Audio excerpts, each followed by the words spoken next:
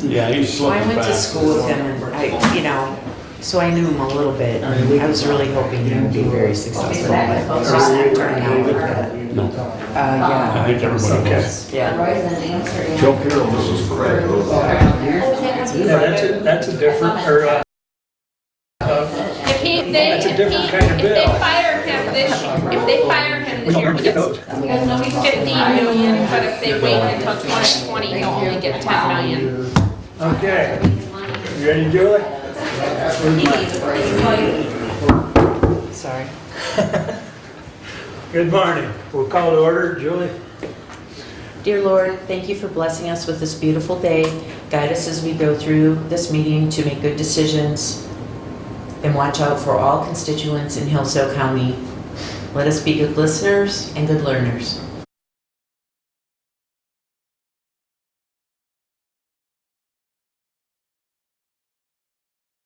To the republic for which it stands, one nation, under God, indivisible, with liberty and justice for all.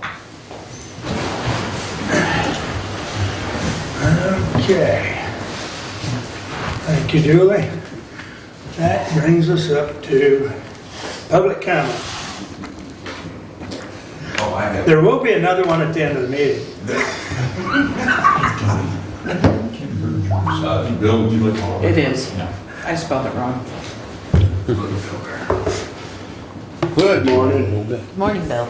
Start off with, I'd like to thank you guys for the extra money you put in this year and all the support we've had that way. And I'd like to have the commissioners come to the park one-on-one so you can see what you have. I really don't believe you understand what you have and what it takes to maintain what you have. There have been a lot of comments about the fact that the flower beds aren't taken care of and that the docks aren't painted. Part of that is because of money, and part of it is the fact that when the flower beds were put in, they were put in fast and they were put in without a plan, let's put it that way.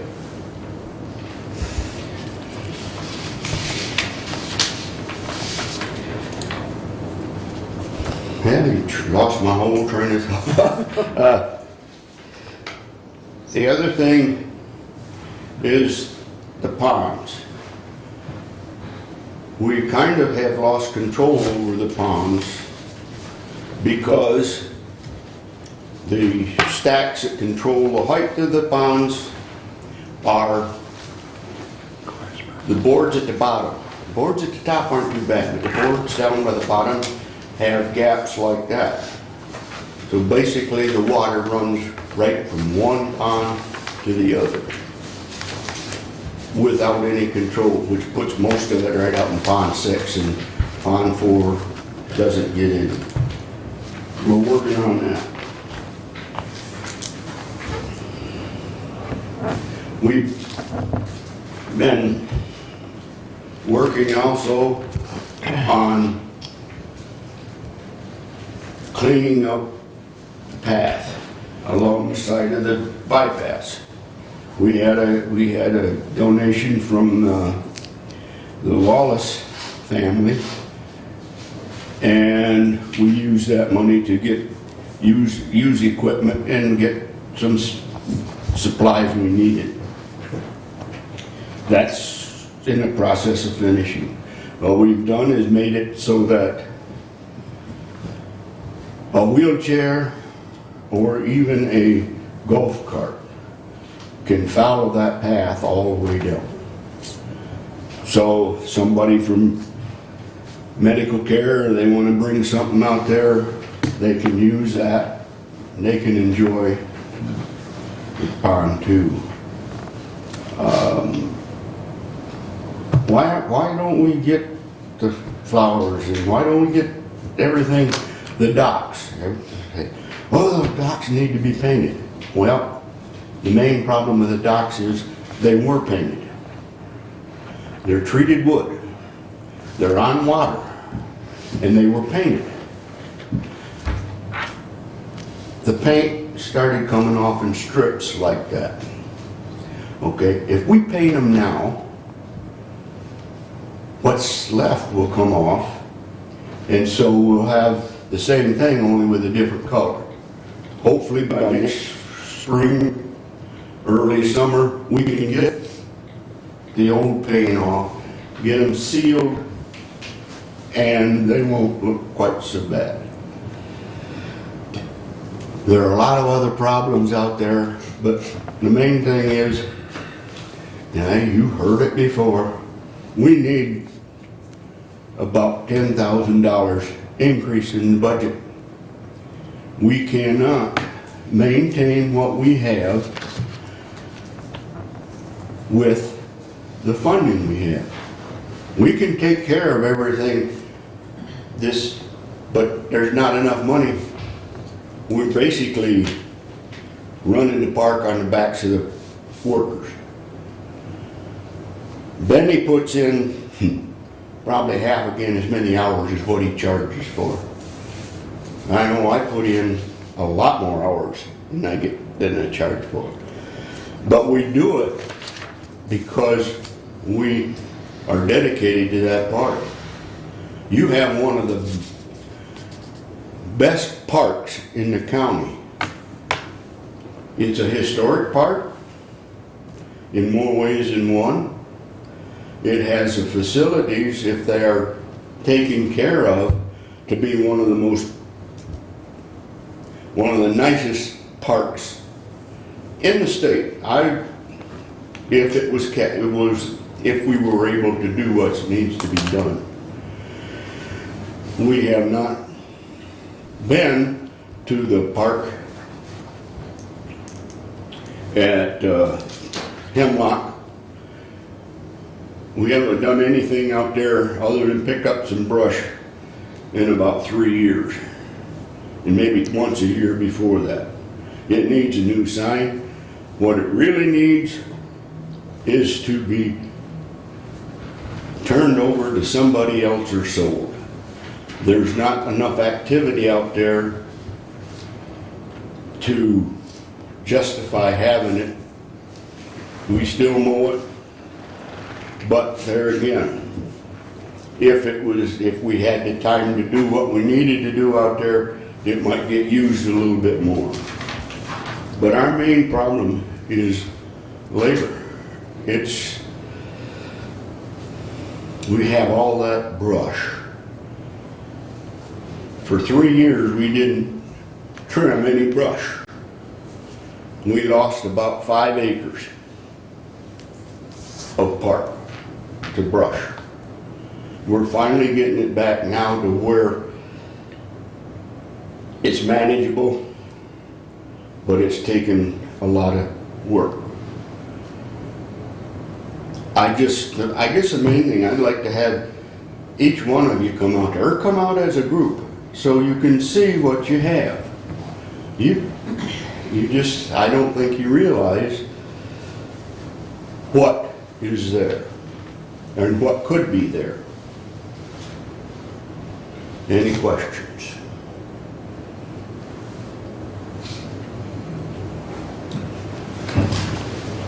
Thank you. Thanks for your time, Bill. Anyone else wish to address the board at this time? Of course. Thank you. Wouldn't be the same without you. The very first thing I say is I looked at some of the police departments' reasoning of stoppages, and I'm going to inquire a little bit further about what's going on with the, some people are calling it, I don't know how you say it, kind of jacking you up. You get stopped and then you refuse to give any further information and you get jacked up for another ticket and say, well, if you don't like it, yeah, I'll give you another one. That's going to come in question. I'm going to highlight that if I can in the next couple of months. I guess I want to know why it is that there is so many tickets. State police has really been hitting it. And a lot of the officers from the city, as well as Jonesville and State are all parked in someone's parking lot, not on the side of the road to start doing the stops. And I'm doing that late at night, and I'm doing it during the day, and I'm trying to find those, some answers for it, why. And I don't know what kind of raises that they're getting for the amount of tickets that they do write, in their evaluation at the end of the year, which I would like to find that out. Other than that, to put it on a different note, Mr. Caswell, you announced at Jefferson Township that you were going to not run this next year. Be correct? Yeah, I've said that for 6 months. Oh, have you? Yeah. I thought you were contemplating. No. Okay. Well, One too long after the last election, I said I'm not going to run again. Well, if you don't mind, I would think that you ought to let the public make that decision. Because either way you look at it, I don't think you should leave until you're on your deathbed. I might be. Anyway, that's my comment for that. Thank you. Thank you. Thank you, Bob. Okay, anyone else? Okay. We'll move along to the consent agenda.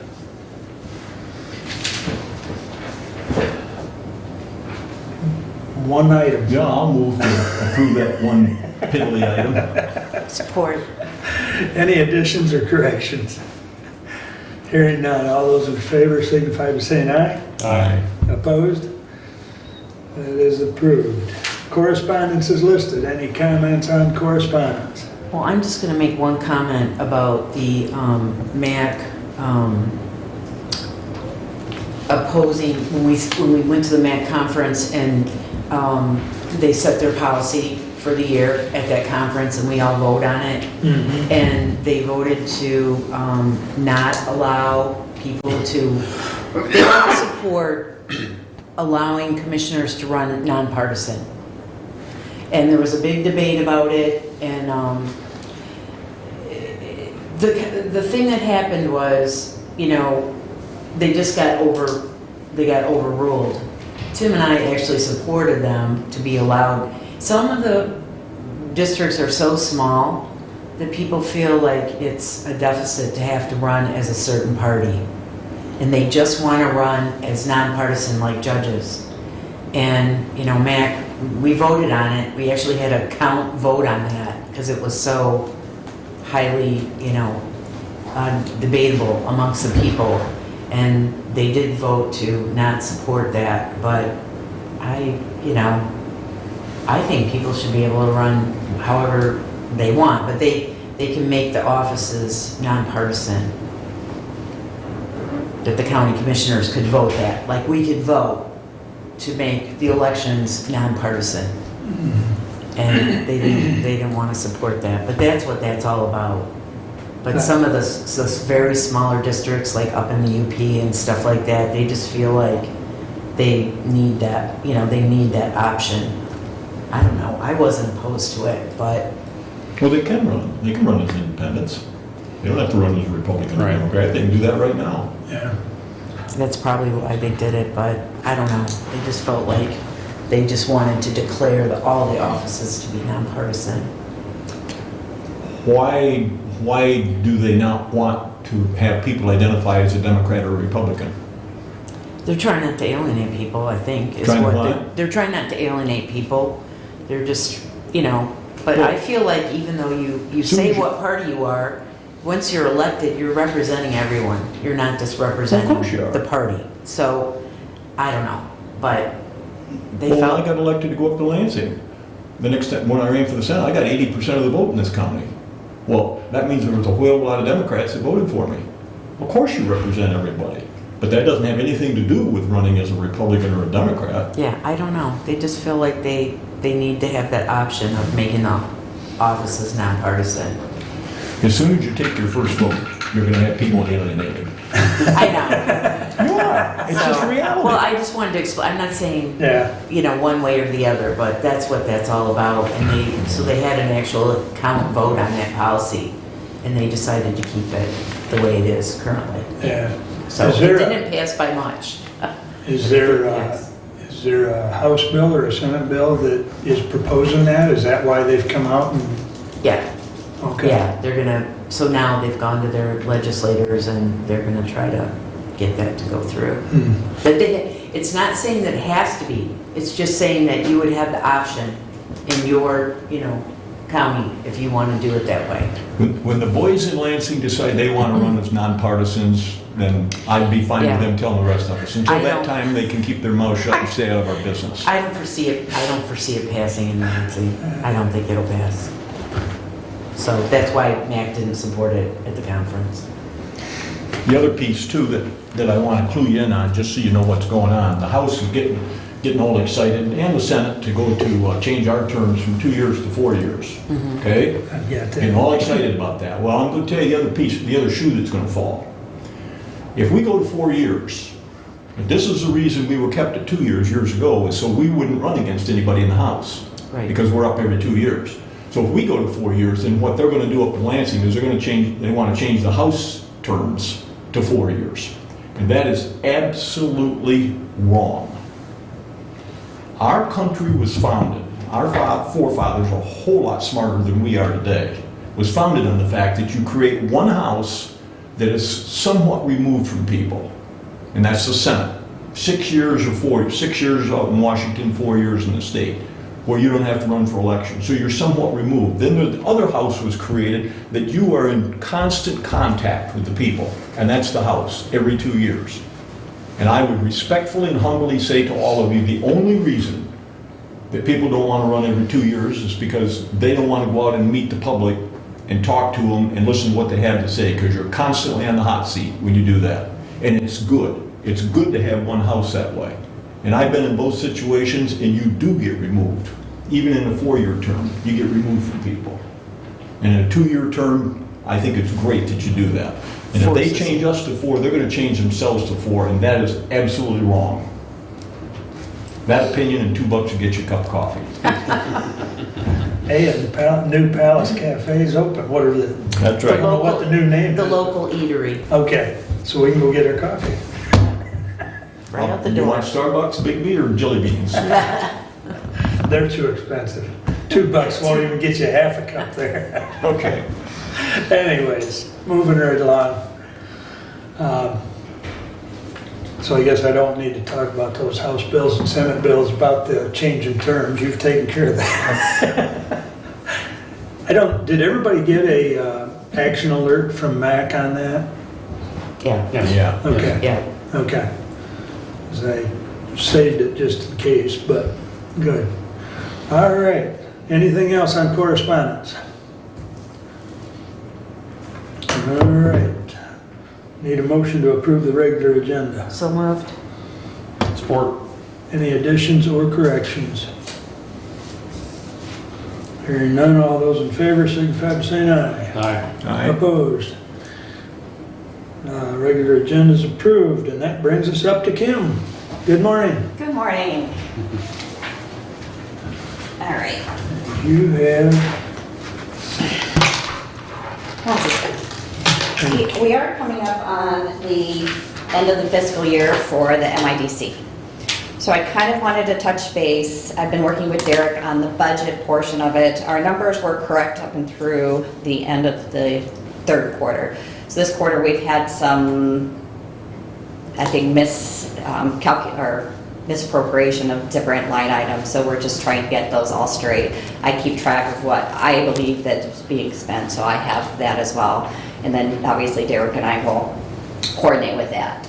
So I just kind of wanted to touch base with what has been happening. You know, we didn't really start going full bore until the 1st of January on everything going in. In December though, which is the first month we started doing arraignments, we had one day that we were not compliant, and that's just because things just blew up. Somebody called in sick and nobody else could get there because we all have trials as well.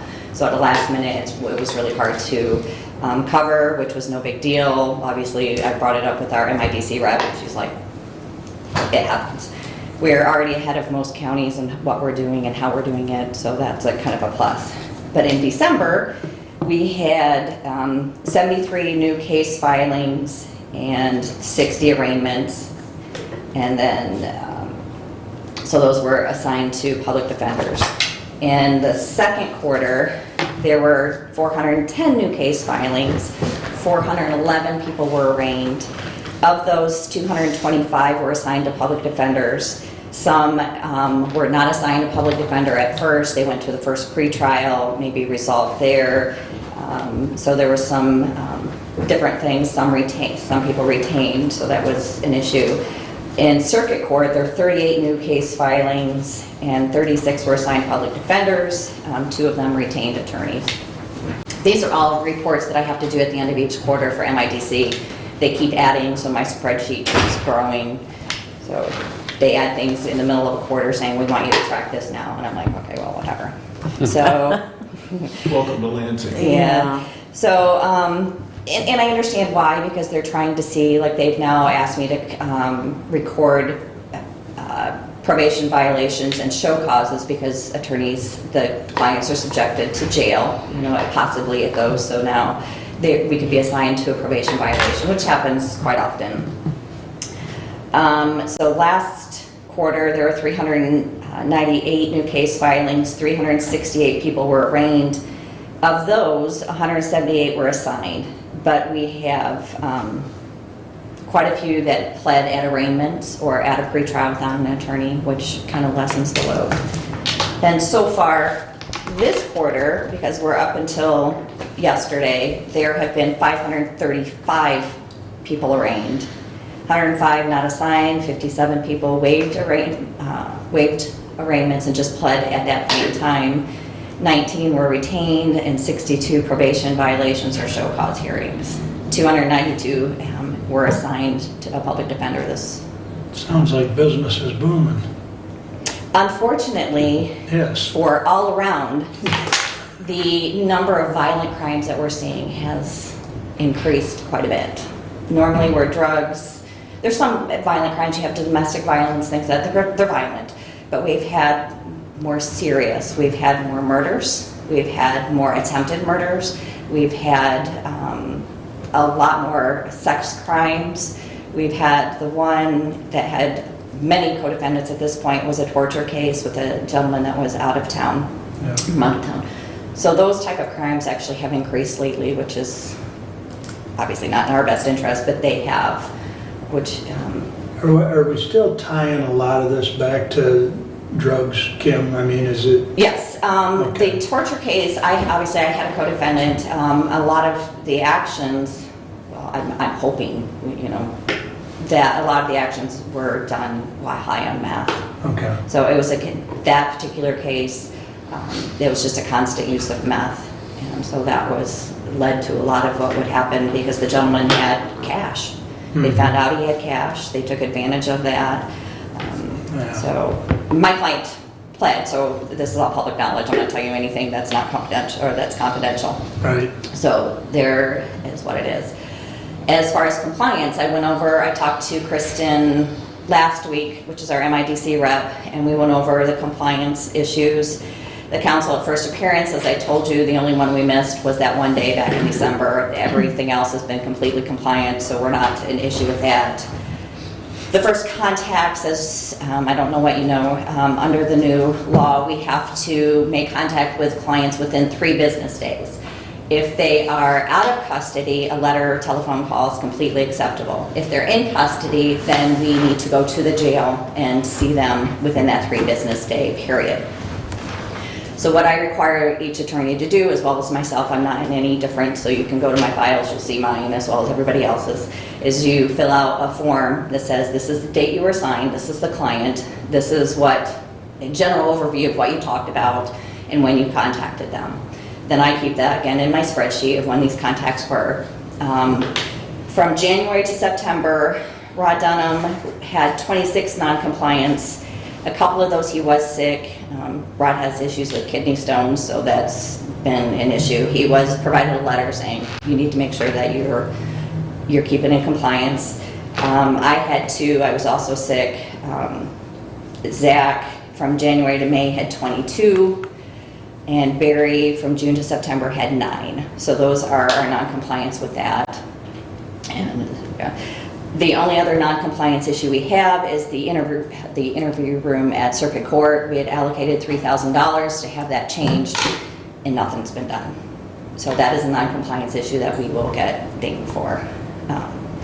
And I believe part of the issue was our maintenance people were supposed to do that, but then that got put on hold because of all the other building. We're steadily working in that direction. I know, and I'm just telling you that's gonna come out in our compliance. Sure. So now the big part, more than just, hey, this is what's been happening, is our budget. Like I said, this is kind of a loose budget because we're, at this point in time, like I said, we're trying to get all the line items straight. We're moving charges here and there. I don't have an exact number, but we are over budget by about $28,000, and I will explain that specifically. When we did our budget, or when we talked about the budget to begin with, we were kind of required to go bare bones. Bruce, you wouldn't let us put in conflict attorneys, so there was no budget for conflict attorneys. So when we have, like as in this torture case, we had 6 co-defendants. We had another case that had 6 co-defendants. So now we're paying these attorneys to come in because we only have 3. I can't take more than 1. So now I'm paying these other attorneys to represent these other co-defendants. Well, that money's coming from somewhere. That wasn't in our MIDC budget. The other budget issue, there's 2 more, was that in that conflict budget is also our overages budget, which means these life offense cases. Under our contract, we work 8 hours without getting any additional pay. After that, if it's a life offense, we bill by the hour. I make everybody bill the same way. There was no billing for that. So now we're up to about $20,000 in conflict and the overages. There's no money because it was never budgeted for. That's still not even done because we have 2 trials coming up. It'll go into next year's budget because by that time, that are the life offense cases. So you're talking at least probably another 7, because of the way you bill, it's about another 7,000 at least coming out for that. And for this fiscal year 2000, I didn't really budget a whole lot for it. I budgeted the 3 because we didn't have a whole lot of life cases, so we were still on track for that number. But after we submitted the budget, we had 4 life offense cases. So now we're kind of like, well, now I'm out. So I'm dealing with Kristen, and we'll talk about that in a second, about what we can do about that. Those are the biggest items, were those are the 2 that threw us over. The good part, there were some other line items that we were under for, so we could have that. But those were the 2 specific items that put us over budget.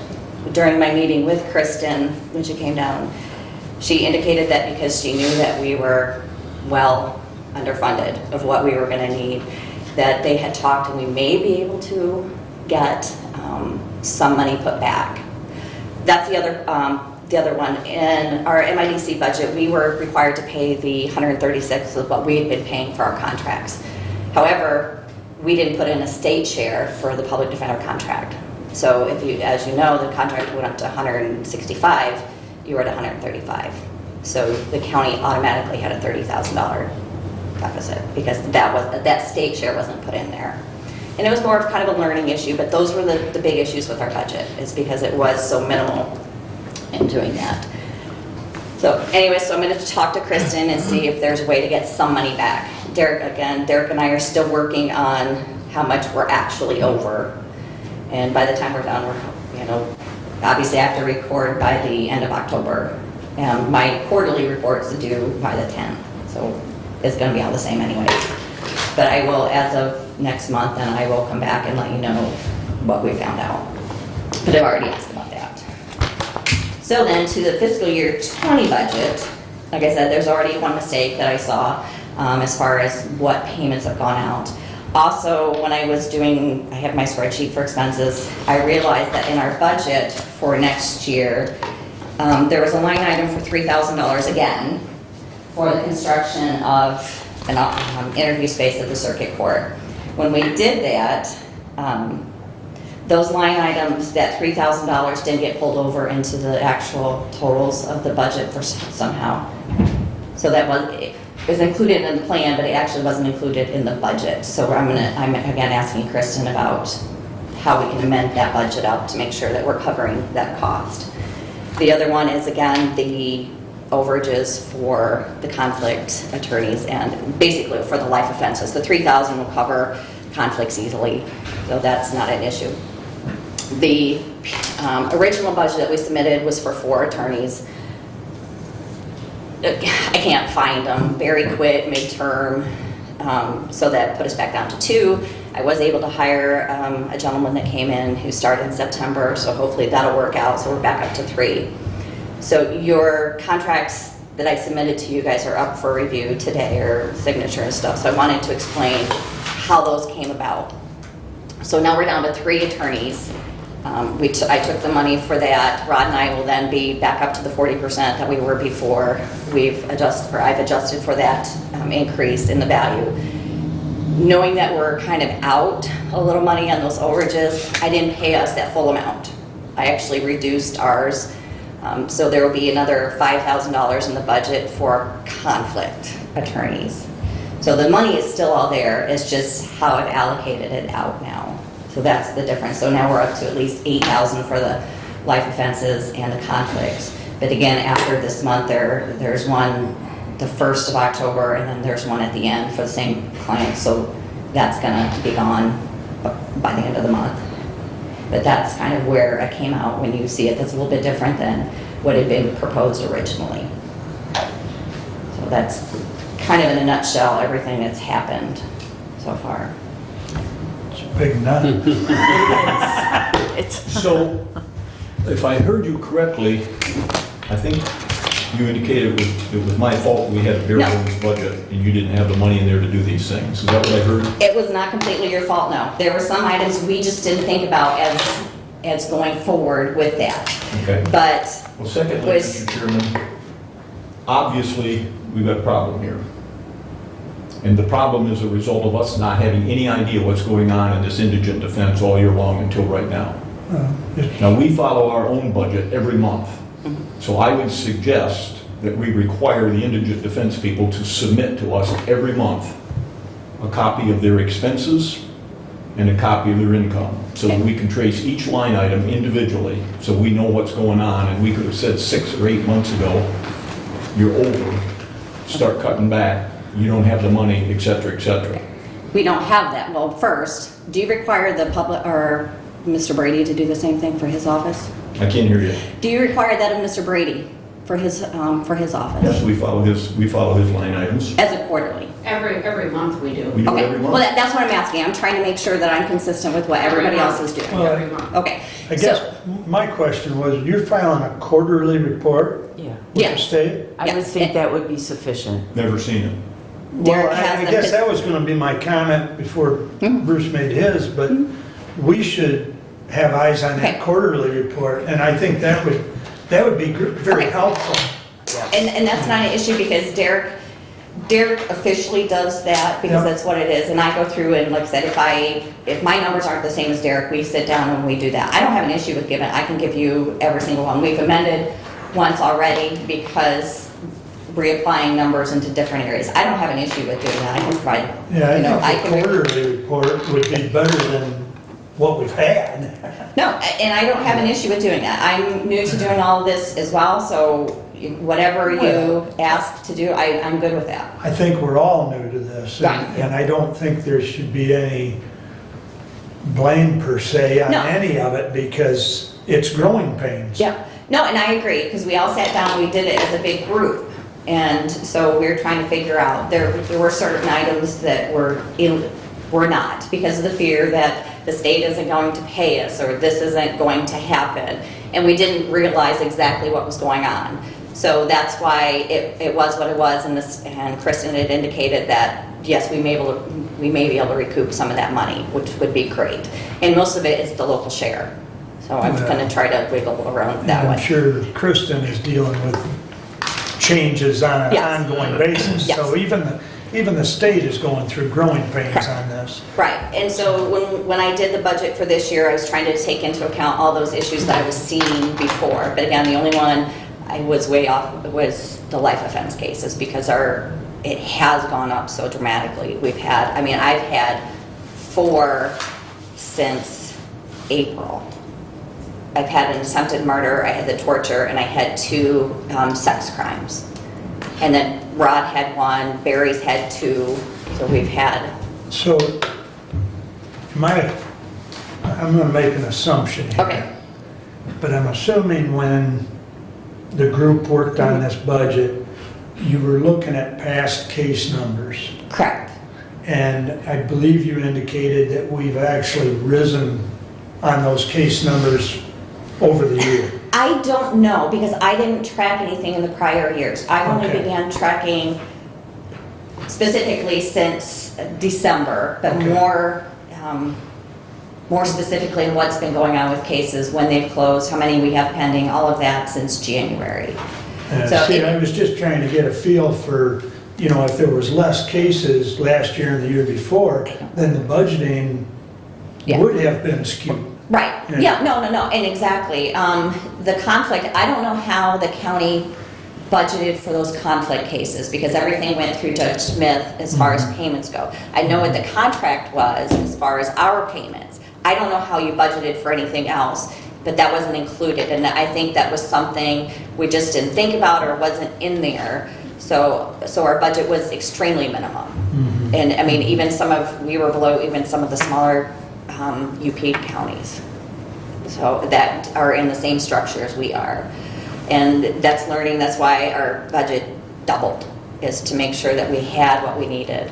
And it was just those 2 areas that's gonna be an issue that I'm gonna try to amend with, see what we can do to amend that. But unfortunately, there's nothing I can do for budget, even if we went over and you've had every single line item, there's nothing I can do about it. I mean, you're gonna stop our pay when you're done, because I'm not working for free. There's nothing else that we've done that we can cut. I mean, we've, like I said, there's areas where office supplies I've not spent anymore. I've just, myself as my own office, I've just sucked it up because we're down here. So. Well, hopefully Kristen can help you get some amended changes and all work out. Yes. We'll know, once we get this first year under our Yeah. belt, we'll know a little better. Yeah. So, And I can provide you guys, I'll go back and print off what we call the FSR, which is just the budget item that we put in. This is how much was paid this quarter, this is how much the running total is, this is the state share, which is what Derek has to do, because I have no idea. That's all his accounting. I don't want anything to do with that. I just know overall, this is what's going on. And I can send that to you guys. I can put that up to, give it to Jody, to give to you guys. And I can print that if off. that was in our packet, I think it'd be helpful. Yes, I don't have an issue with doing that. I can give you the quarterly reports, both case numbers and the budget, if you want.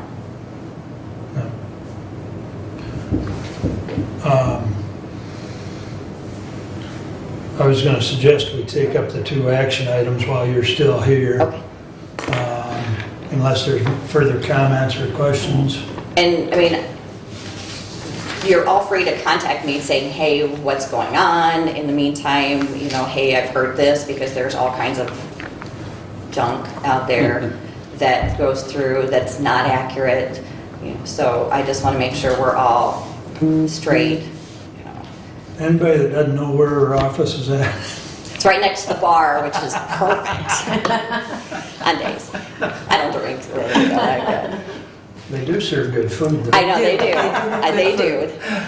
He Ruth, delivers you have for me questions? too. He delivers for me too. So. I went to a meeting up in Lansing, and there was a lady who was the head of the Michigan Indigent Defense Commission in Michigan, and we started talking. And she asked me if what Hillsdale was doing with it and all that, and I told her.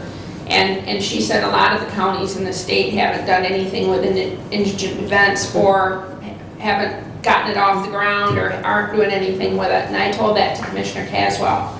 So I think that we are way far ahead of most of the counties in the state from what she told me. That's what she told me. I mean, I think that Commissioner Caswell has taken the lead on this topic and has done the bulk of the work on it and has done a great job with it. And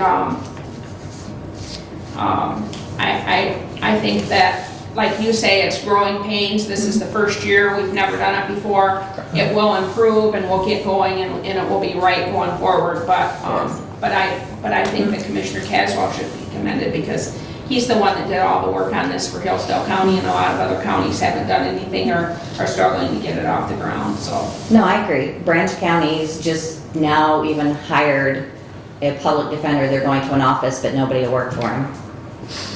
They can't find attorneys that'll do it either, and that's been the biggest issue, is getting attorneys. But we are well ahead of most other counties in the state. So, and our system is working well. We still have a few hiccups here and there, but I think we've got it. I think we're doing it pretty well as far as how this is, the process of it all is handled. Good, good.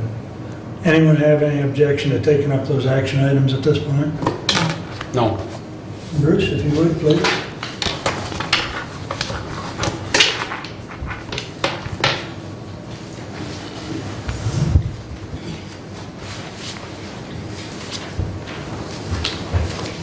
I just got bumped out of being first. What's that? I just got bumped out of being first. 19096 to the Honorable Board of Commissioners. We authorize the Chair of the Board of Commissioners to sign the MIDC fiscal year 20 Public Defender Administrator Services contract with Kimberly Berger. This contract will be null and void if the state of Michigan does not provide the funding agreed to between Hillsdale County and the Indigent Defense Commission. Respectfully submitted, Bruce Caswell. Support. Moved and supported. I didn't move, so if you want to do something, you can move to have it done. Move. I guess, move it, move. Support. Okay. Ruth supported it and Ruth moved and Julie supported. So, and I did put these under Bruce because he has done a lot of the work on these and he's better versed than the rest of us. Is there any questions on this contract or any comments? Well, the only thing I'm going to say is, in the past, we've had a situation, if you remember, I don't know how many months ago it was, where some stuff came up from the Indigent Defense Commission, and I didn't know anything about it, and we put it off for 2 weeks. Do you remember that? And it was put off for a couple weeks until I could find out what was going on and so on and so forth. And I've encouraged the indigent defense folks to be a lot more open with the county, to pass on everything they send to the state to the county. And to this point, that hasn't happened. Now, I got this stuff from Jody after requesting that it be sent to me if it was going to be sent to Jody, so that I knew it was there, and Jody asked me to look it over and so on, which I did, and we added in the piece about if the state doesn't give us the money, we're not going to do it. I think we need to add something in here, quite frankly, that requires whoever's going to be in charge of the Indigent Defense Commission the specific responsibilities that they have to report back to the county, whatever that's going to be. If you want quarterly financial reports, that's fine. To sit down with the county when the budget's being put together so that we understand what's in it, what's not in it. Issues that come up, as was mentioned this morning, a couple issues that weren't funded, that weren't taken care of, that we didn't think about. There has to be a lot closer communication. They can't just sit out here independent and not communicate on an ongoing basis. And it's all electronic, so it wouldn't be a lot to include Derek in it, or who's ever the chair of this committee when I'm gone. I just can't accept the fact that we've overspent that much money and we were never aware of it until today. That really bothers me, and it really bothers me that there's not more communication, and we've asked for that in the past and haven't got it. So I would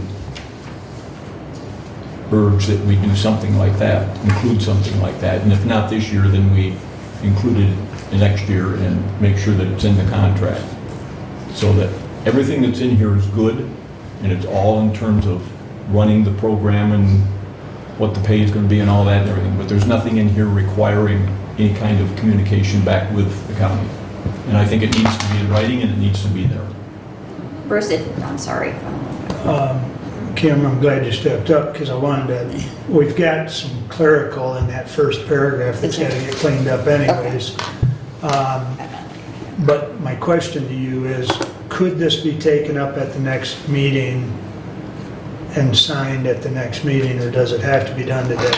Well, when's the next meeting? Because part of the issue we're running into is how things were, as far as the budget and keeping track, is typically it's paid at the end of each month versus the first. So payments were made on this budget before the budget. So I've talked to Carol, so now anything doing with the MIDC budget cannot be billed or paid until that budget month.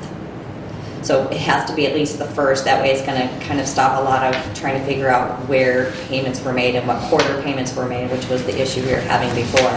But if you want to put in there that or the PDA, forwards the, quarterly reports to the commission, I don't have an issue with that. I'm okay. Yeah, okay. That doesn't make any difference to me. What we'll have to do is have some amendments made. Okay. Okay. It's got to be done today. Yeah, it's got to be done today because our next meeting's not till October 8th. Correct. It starts on the 1st.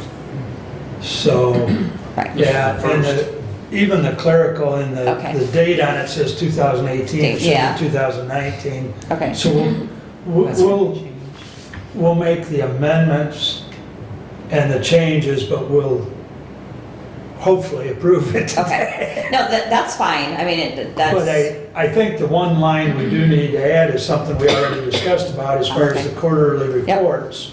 I'm good with that. And I guess to expound upon that,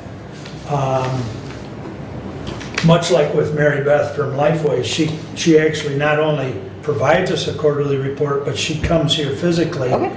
every quarter. Is that possible? Yep.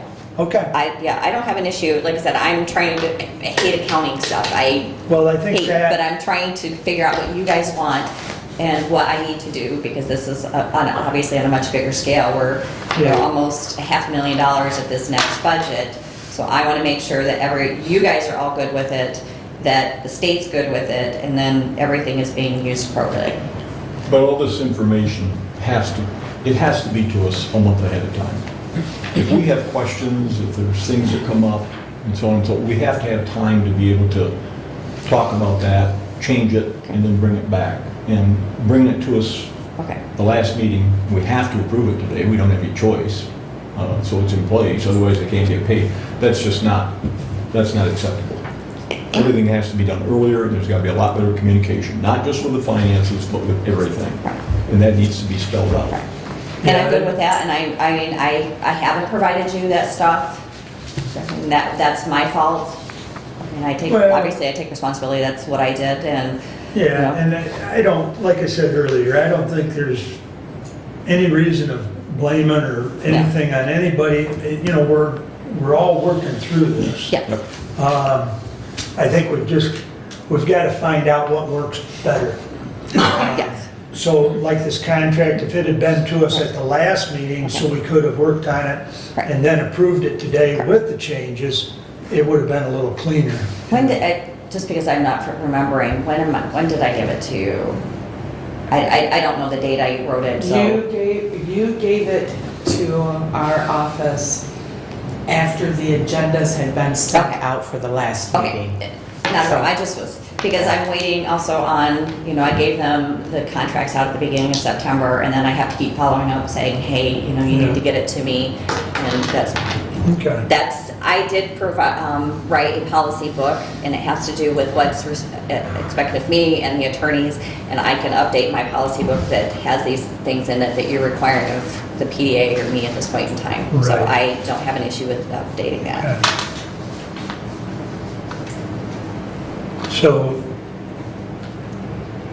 So the clerical stuff Jody can clean up, I don't think that's anything that we need a motion to change on. We can do that by consensus. If everybody's okay with, the dates change. I'm already jumping ahead to what the amendment's gonna be. Well, you're fine, I'm just trying to speed the process here. But we do need a motion of adding basically an item 21.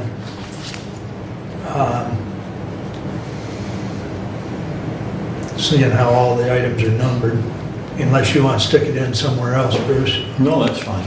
But we need to add an item 21,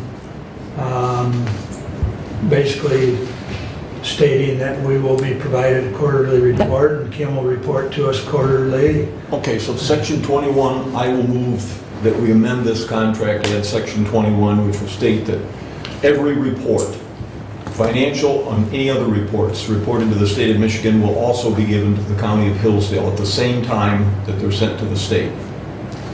And that any business brought before the county for approval shall be brought at least 1 month ahead of time from the time it has to be approved. Okay, any business? Any business brought before the county for approval has to be brought 1 month, at least 1 month ahead of when that approval is required. Is it possible? The second part, can you just? The 1 month ahead of time. I guess it could be Going the, forward?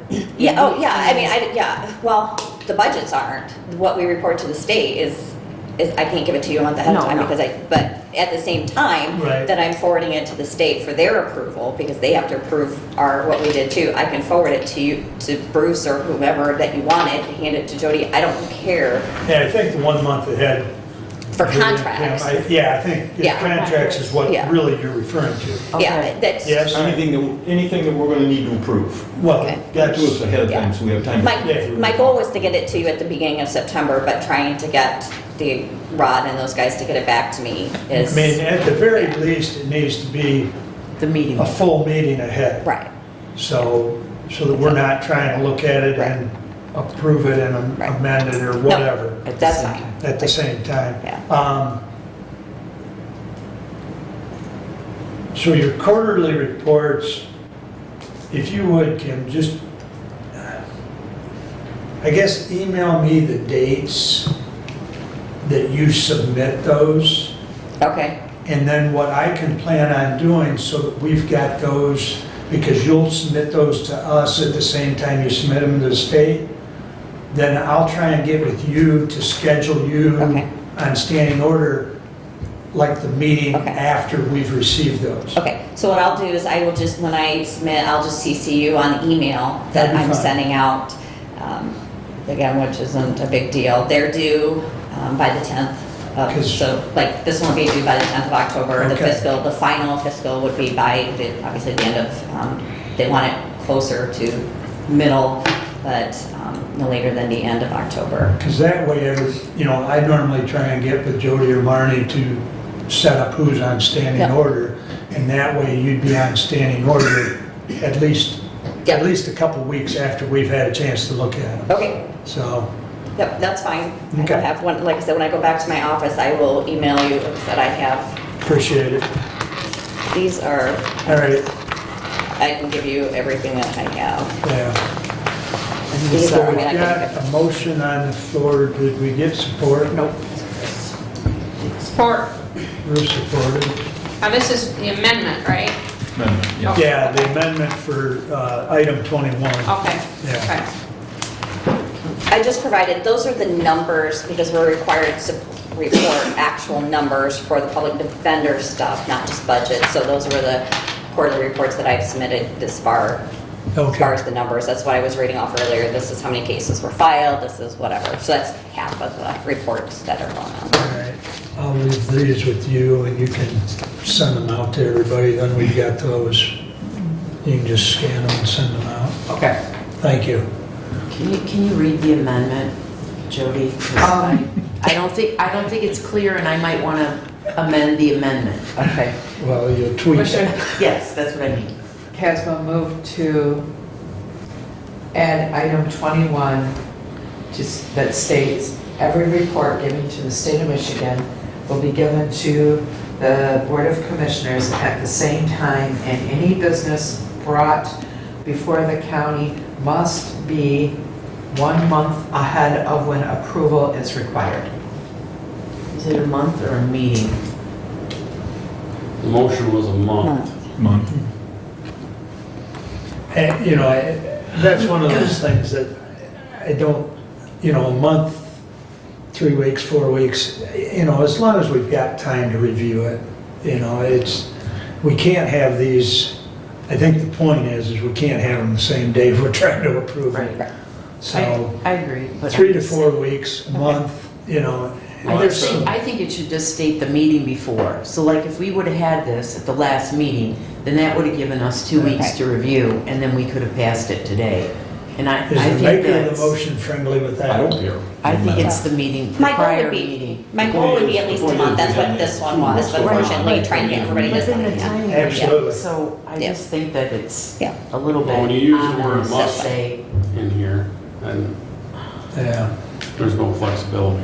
If they get it ready for the second Tuesday of the month? Must be Yeah, at, if we've got them by then, and we don't have to act on it until the end of the month, that gives us, if I put must be at least 1 month, or must be at least one Meeting. meeting But prior the to issue, but the issue is gonna be is if we get it for that meeting, then we're gonna come in and we're gonna waste our time talking about something that, given another week ahead, or 2 weeks ahead, we can all read it, and we can converse with one another, well, what does this mean, should this be different, and so on and so forth, and we don't have to sit here and be a committee taking care of business, it should be taken care of outside of there. That's all I'm trying to get away from. I don't know, I don't think it's wrong to discuss these things, and, I mean, I think it's good to discuss them at meetings in open, so that there can be other This comments. is a start. And if we need to tweak it next year, let's tweak it. And if you want to tweak during, I'm okay with that, because this is what it's about. I Right. mean, trying to get everybody on the same page and what's gonna work best for everybody.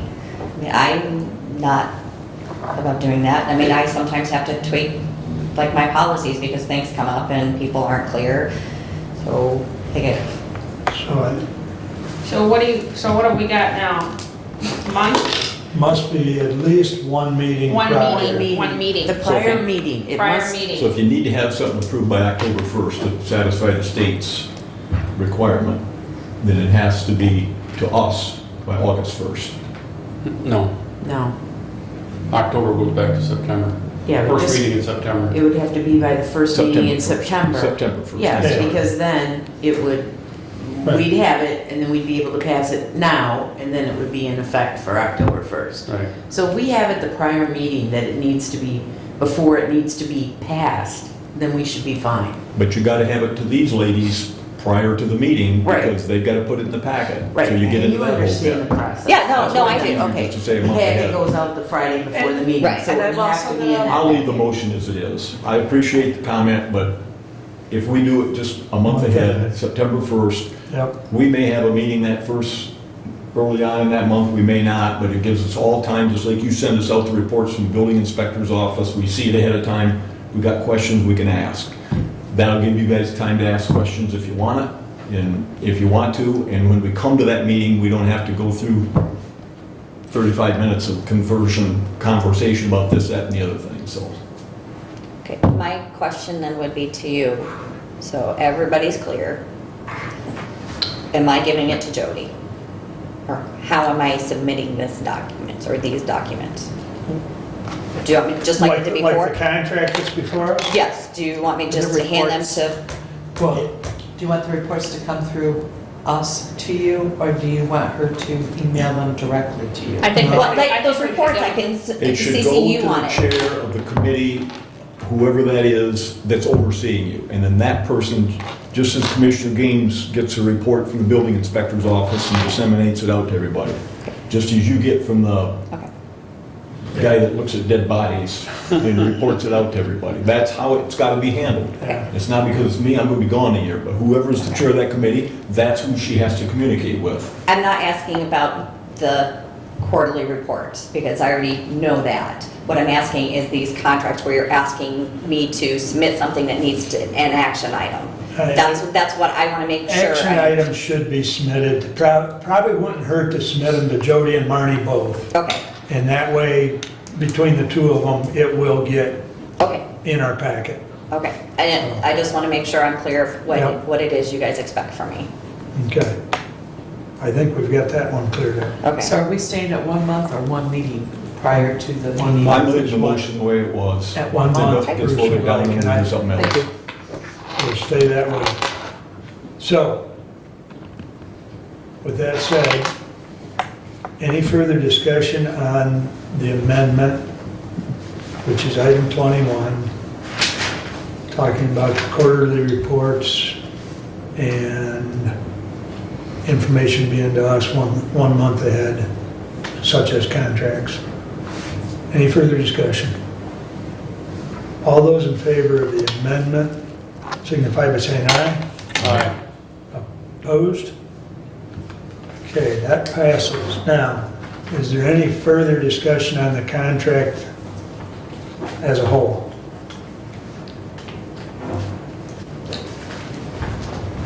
So I believe that would fall back to, the contract as a whole falls under 19096. Yep. So, if there's no other changes, then we'll vote on 19096, which approves the contract. Hearing none, all those in favor signify by saying aye. Aye. Opposed? Okay, 19096 is passed with the amendment, and we'll get that all taken care of, and Okay. we'll get that signed. So, the next item was 19097. Would you please? To the Honorable Board of Commissioners, we authorize the Chair of the Board of Commissioners to sign the fiscal year 20 Public Defender Services contracts for the arraignment attorney, public defenders, and public defender administrator. These contracts will be null and void if the state of Michigan does not provide the funding agreed to between Hillsdale County and the Indigent Defense Commission. Respectfully submitted, Bruce Caswell. So moved. Support. Moved and supported. So, comments? I think they're This all... just rattles through each one of them, and the only thing that I guess down the road is there should be something in here about, and maybe it is in here, but about the percentage that each person is dealing with. In other words, like Stickley here is getting $28,500, For the arraignments. and he takes on what percent of the cases? Well, the one you just labeled, the 28.5 is for arraignments. He does all of the arraignments. So- Okay, that's for the arraignment. Right. And the other contracts are contracts I do between the attorneys within the budget that is provided. And the Stickley for 40,000, he does what percentage of the contracts to get that 40? 20. 20 right now. 20%? Mhm. Okay, and Dunham, Dunham and I each take 40. he does 40? We both take 40. Okay, that's the only thing that I think in the future, it's all right now, but in the future, that should be in these contracts so that the commissioners know exactly what percentage each one of them are being allocated of the, Well, I guess ask why. what? I'd ask why. I mean, I don't Because care. it's information commissioners need to know so that if there's changes made in the middle of the year, they can refer back to that contract and say, well, this person's supposed to be doing 20% of the cases, so the new person being hired should be doing 20%. It's Not just another necess- piece of information to make it clear. Well, that's not So I necessarily would because it may expect it has change. to be submitted. No, I don't care. I'm just inquiring as. Let's amend this one right now to what you just said. I would amend it to do what she just said. Because a lot of times going forward, they copy off the old ones and then this is gonna be on record how we want it and then it'll be that way going forward. Well, I'll leave it up to you. What do you want to do? Want to do a Ruth said or just? I'll amend it if you want me to and we'll do Well, it I'm right wondering, now. how much of a moving target is that, Kim? You know, I mean, the 40-40-20 that you've got set up, is that fairly constant? No, it just depends on a number of different things. Right now, if the training requirement comes in, which I know it is, Keith's not going to be able to take so many of different ones.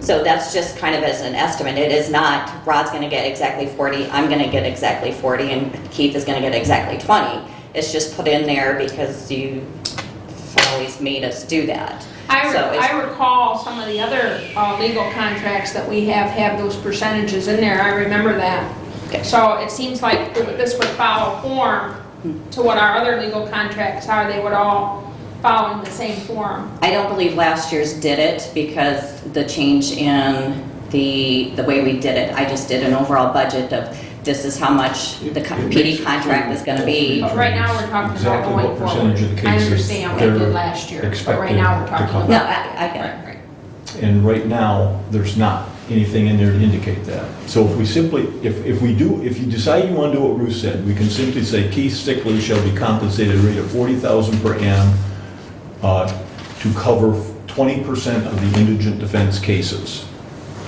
to be No. paid in monthly installments, blah, blah, blah. I think that's a good idea. The next one, Rod Dunham shall be compensated at a rate of $75,000 per annum to take 40% of the indigent defense. Then the people who are signing this all know exactly what percent of the cases that they're expected to cover, and it's in the contract. And our other legal contracts are like that too. So- Remember? Want me to amend My it? problem, that makes it pretty hard and fast. I guess I'd feel better if it was, I'm not sure I like the word approximately, but because there's potential here that one person could end up doing 18% because of some training, No, right? that's exactly what's happened. And that means that Kim might pick up 42%. We don't want to make it so stone hard. Okay. So That there's no There's gotta be- flexibility. There has to be there's got to be a flexibility. little flexibility. I understand what you're saying, and I like the idea, but we don't want to make it so that when Kim's in here for her second quarterly report, or even the last quarterly report, and she shows that she had 44% and the other person had 36, then somebody around the table saying, but, you were only supposed to do 40. We don't want to get into a situation where we're pointing at numbers. So you Here's- want a range. Here, That would probably be more appropriate. So if we said something like Keith Sickley shall be compensated at a rate of $40,000 per annum and will be responsible for between 18 and 22% of the indigent defense cases. No, that's getting. because here's your issue, okay? This whole thing gets back to my point about knowing this stuff ahead of time. It doesn't, okay, see, in my opinion, it doesn't make any difference. Rod is compensated 75, I'm compensated 75, and Keith is compensated 40. Training requirements are going to say that Keith can't do certain felonies because he doesn't have the requirements until such time as I can get him the new trials and get him the training for the college, the trial college. Once that, then he can go to more. So that at that point, I'm trying to go away from more of a percentage base because the percentages are way off. Right now, we do each week. If a person is arraigned this week, then in his trial or his hearing is set for this week, then I do it. Next week, it's Rod does it. But that's going to change because the ways this is all working out. So I'm just kind of saying, well, right now what's going to happen is you're going to go ahead, this is your week, the same as what it is. Not a percentage because at this point, Rod actually has more. He's done more because on his weeks, more cases have fallen on his weeks. So that percentage is not. He gripes, but he doesn't. So it isn't necessarily a full percentage. We're doing committee work. It becomes a moving target. It does. Well, it does. I'm trying to get at the point, each of these individuals should know what they're responsible for and do it, but not do it, as you said, in a hard and fast way, that there's got to be some flexibility there. I get that. Okay, I have But this is individual. committee work we're doing, and we shouldn't be doing that here, so. Okay. I have individual contracts with each of these, me, Rod, and Keith, that says, this is what you are responsible for. I submit the budget to you saying, this is the budget, you've already approved it. Then I submit to you saying, based on that budget, Keith's paid this, I'm paid this, and Rod has paid that. Then it's my job as the PDA to make sure that these cases are all handled properly, handled by competent attorneys, and done in a timely fashion. That's my job. So, like Neil, he doesn't say Jamie gets 40% of the contract. She's an attorney, and this is what it is. I'll assign based on those things. It's the same. I'm not any different just because I'm not an actual community office. I think Bruce indicated he was all right with these the way they are written for this year. Is that Yeah. correct? Yeah, I'm fine I with think it. that's the way we'll move But forward. I think it and needs to we'll- change in another year. I Yeah. mean, there needs to be Are all the conversation. cases identical? What's that? If you're saying 20% of the cases, are they all identical? I mean, There's is each 20 case, just for rough numbers, is each case gonna take an hour? There's different attorneys that, based on their level of skill, how many Understand cases that. they had, they can take a case or can't take a case. There's plenty of cases that, what's his name, Stickley can get his 20% in. There's plenty of cases that Dunham can get his 40%.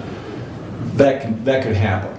But as the chairman said, to make it hard and fast that way would make it very difficult on who's ever running the indigent defense program. So there does have to be some flexibility there, but the flexibility doesn't need to be discussed now. It needs to be worked out I in think, a work group, shall we say? I also think that's micromanaging. I don't think it's necessary. It's Kim's job. She can do it. I'm sorry, both my I don't batteries think died. I don't think we need to micromanage Kim. I think she's the head of the program and she can manage the program appropriately. He just Stop took it. Yeah, Just I giving them agree. batteries? Okay. Well, I am, with all due respect, Commissioner Gaines, I'm not trying to micromanage Kim. I'm simply trying to get a consistent flow of information from that office to the county commissioners in a That's reliable, not, no, that's in a not what we're reliable talking way. about. That's not the Yeah, topic we we're are. talking about right now. all right. If there's nothing further, since we're good with letting these run this year, and we'll look at them next year. I gotta pay you back. No, that's compliment, never mind that one. You're good. Lost my train of thought. We're trying to pass Friendly. 19097 is on the floor, and we've discussed it to an extreme. So, with no further discussion, or seeing no further discussion, we'll vote on 19097. All those in favor signify by saying aye. Aye. Opposed? 97 passed. Thank you, Kim. Yeah. All right. Now, committee reports. Tim, you're back in first place, so go. Too late now. Yeah, it's, I really don't have to talk to the sheriff this morning, he doesn't have anything to bring up. We did have a meeting on the court security. Julie and I both attended that, and basically what it boiled down to, we had some discussion of what's going on. Everybody got a copy of the current policy and procedures that they have now, and we're all going to review that and have another meeting and make suggestions and recommendations off of that. So.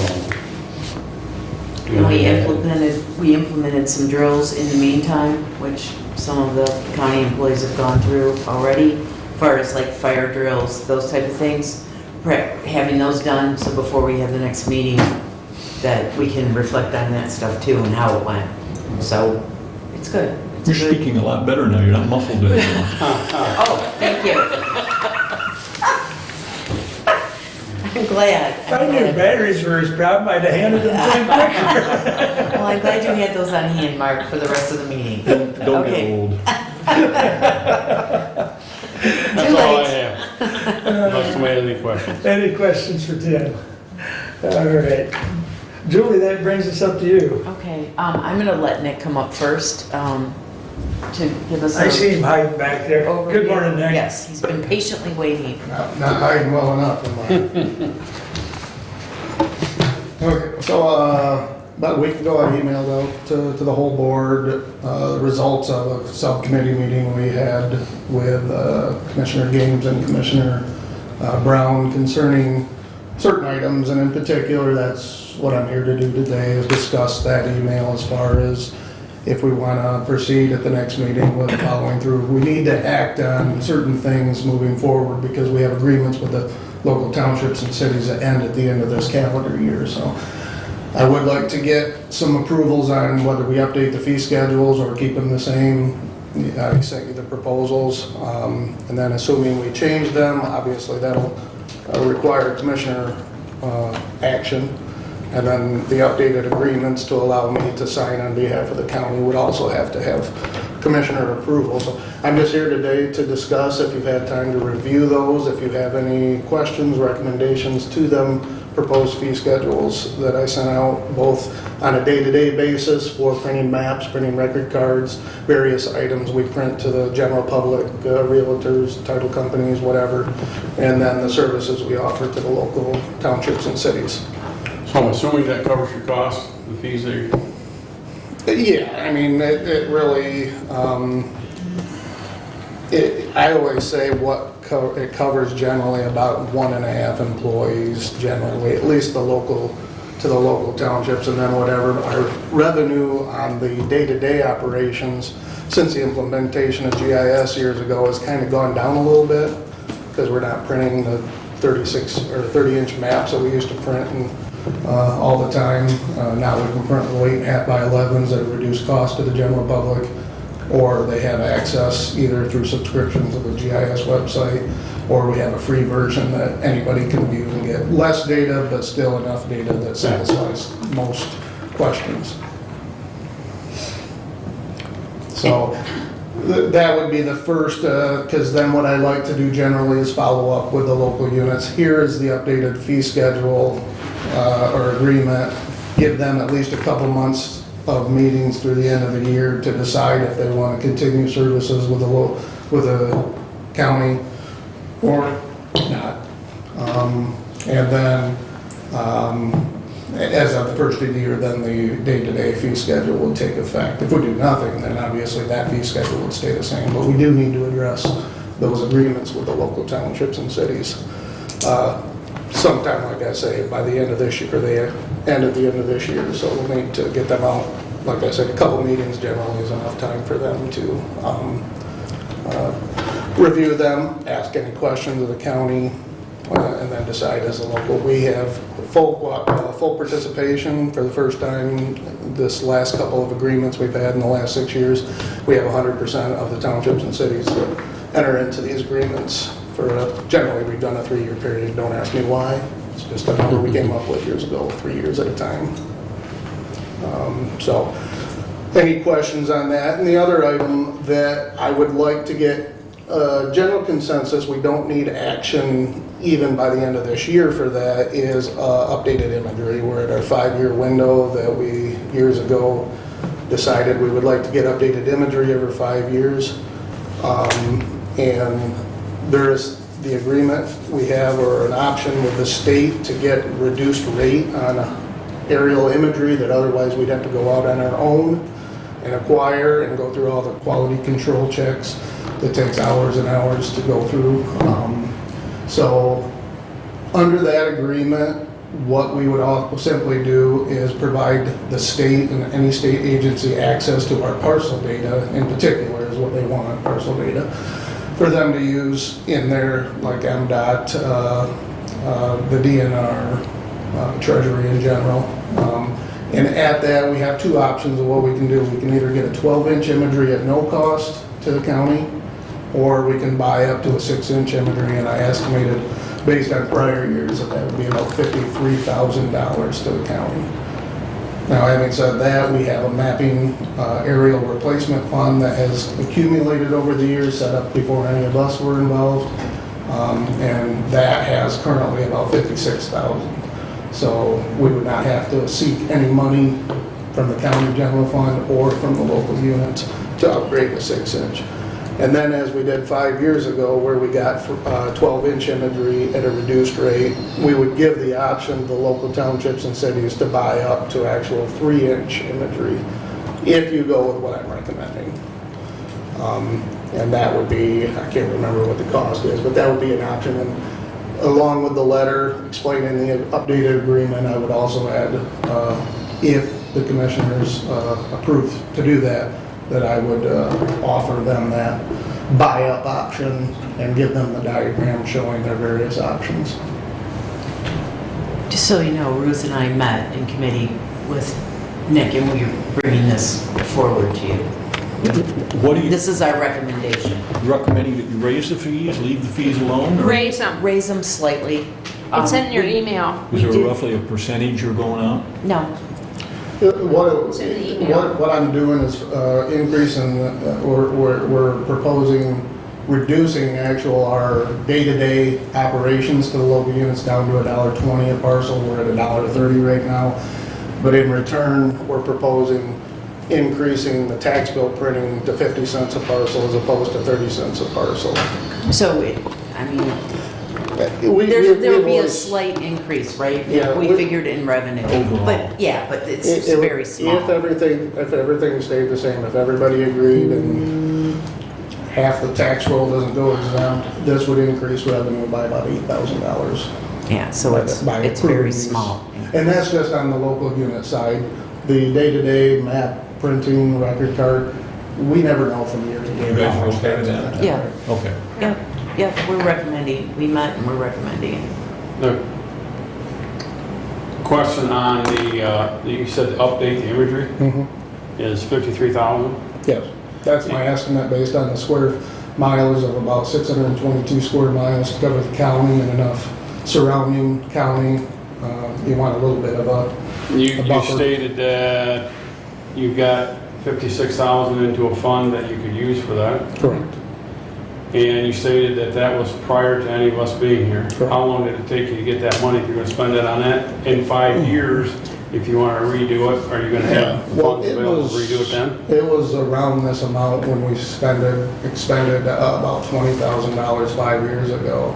So it doesn't add up quickly, but I would expect a good share of the money be available in 5 or 10 years, depending on what we choose to go. Again, that's a number you don't know what option the state might have in 5 years. All right. 5 years ago, we got 12-inch for a reduced rate. We're getting 12-inch free if we want. We just give them our parcel data, or we buy up to the 6-inch. It'll be 10 years since we had a 6-inch. All right, I'm gonna need clarification on that. What's that? You're saying the 12-inch, 6-inch, 6-inch is better resolution. It's less pixels per frame, so more pixels? 6-inch is a better quality captured imagery. I see. All 12-inch right, degrades the view. Think of your camera when you Yep. take a picture, you take a very a small resolution, it's gonna pixelate bad. Where if you get a higher quality, it's gonna be more crisper. 6-inch is better than 12-inch. So is the 53 gonna get you what? The 6-inch? The 6-inch, Okay. yeah. Thank you. See, 6 inch, you'll be able to tell which lawnmower you left sitting out of the garage. You want to vote on this today? Pull license plates, that Do we number. need a resolution? Yeah, if I can address Bruce's question, He'll follow. this is just for discussion today for your last. Yeah, we'll bring a item. resolution. We'll bring a resolution next time and vote on it next time, but this is our recommendation, and that's why Nick sent out the email ahead of time. September 16th, there was an email Yeah. with all this in it. Yeah, so you can review that Right. before we vote on it at But the you next guys are fine meeting. with it? Yes, Okay. yeah, we agree. Yeah, so today I just wanted to make sure we're okay with that, and then get a general consensus on aerial imagery. Like I say, that doesn't actually, I think it was 5 years ago, we didn't actually enter into the agreement until February with the state. So we have time on that, I just want the general consensus. If we're gonna move forward, can I relay this to the local townships and cities so they can plan accordingly themselves? I like that idea. Nick, on what Julie and Ruth have talked to you about and what was emailed out on the 16th, would you like a motion on that today? I don't, just a general consensus that, like I say, the resolutions I'll prepare for your next meeting authorizing the approval of the 2 fee schedules and then authorizing me to, on behalf of the county, to enter into those agreements with the local townships and cities. Get her done. Yeah, So so we'll bring that, Consensus on that, and we'll Yeah. have resolutions at the next meeting? yeah, Consensus that is we'll vote fine. on. Okay. And we'll do our best not the five of us not to die before the next meeting, so you don't have five minutes. You did state you may be on your deathbed earlier. So on the aerial imagery, if I can, is there any questions about this? Will give us, like I say, you as commissioners time, if that letter goes out after your October 8th meeting, that'll give you guys as commissioners, me in particular, I mean, I'll take the questions, but just to get a feel of what the local townships and cities want as Okay. far Can I as ask another question? Say Can again? I ask another question of Yes, Nick, as yes, long you as he's may. here? Yes, you may. This is throwing a baseball at you, 90 miles an hour, but I got an email from somebody about the plat book. Mm-hmm. And it indicated that they couldn't get you to cooperate in putting out a plat book. No, And that's I not. Did you get the wanted other your side of email? the- I want your side of the story. Yeah, and I got it, I think Mark had forwarded it to Julie, Julie forwarded it to me, and it's unfortunate that this is the understanding of, for some reason, a gentleman understands or believes it's my responsibility, or the county's or somebody's, but in particular, he's pointed me out the last two Yeah. times that plat books have been, it's my responsibility. It's not, plat books, as we all know, are a good thing. People find them. They're becoming less and less, So you don't have anything to do with it? we do. We have partnered in the past with MSU Extension 10 years ago, and 5 years ago, we partnered with the 4-H Council.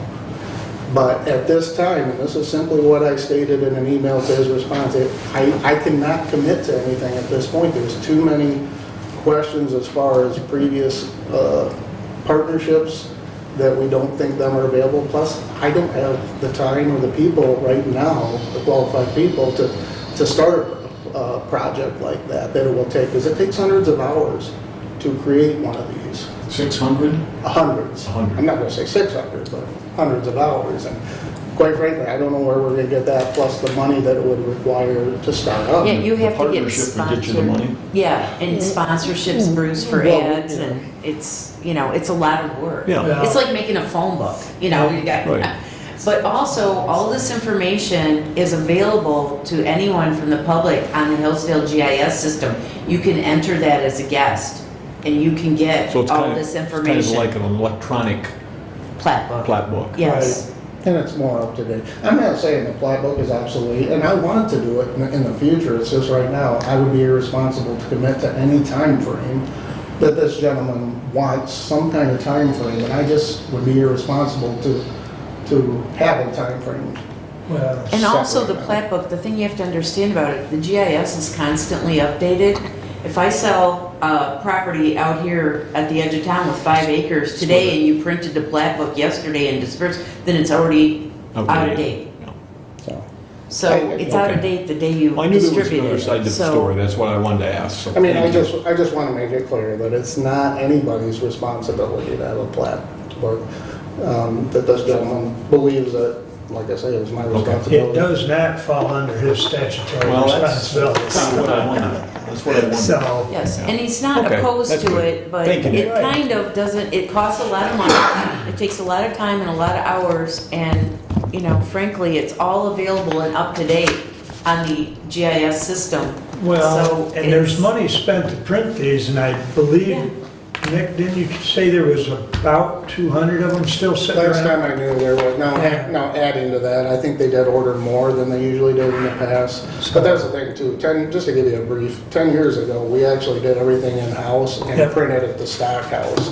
And one of the other things, like I say, without going into detail with anybody, they said that they couldn't print it for what they did 10 years ago. And it would effectively, like I say, to recoup the cost right now is the big thing. Right. That's the big unknown. They're selling plat books at the fair, they probably do every year, sell plat books at the fair. And there's private companies sometimes that create Right. their own too. So, Right, Okay, thank you. very good. Thanks, Nick. Thank you. Good work. Okay, we'll get those resolutions on for next meeting. Julie will see to that. Yes, Thank you. I wrote that Please down. continue. I got a star by it. Just, I went, also attended the parks, and the planning commission also met.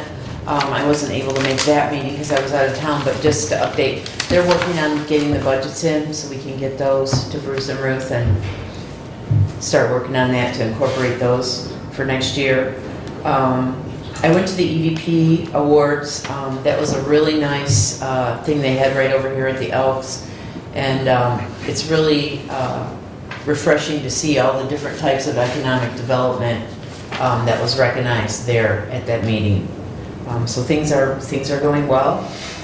Michigan Works, Ruth and I went to a combined meeting with the Workforce Development Board, and they are having their annual award ceremony for Michigan Works October 18th at Weber's Inn in Ann Arbor, and it's going to be from 3:30 to 5:30, and some of our local people are up for those awards, so I'm planning on attending that meeting. And I think we touched on the security, so I also went to the 911 and roads meetings. Everything's going smoothly there, so that's my report, unless anyone has questions. Questions for Julie? Very good, thank you.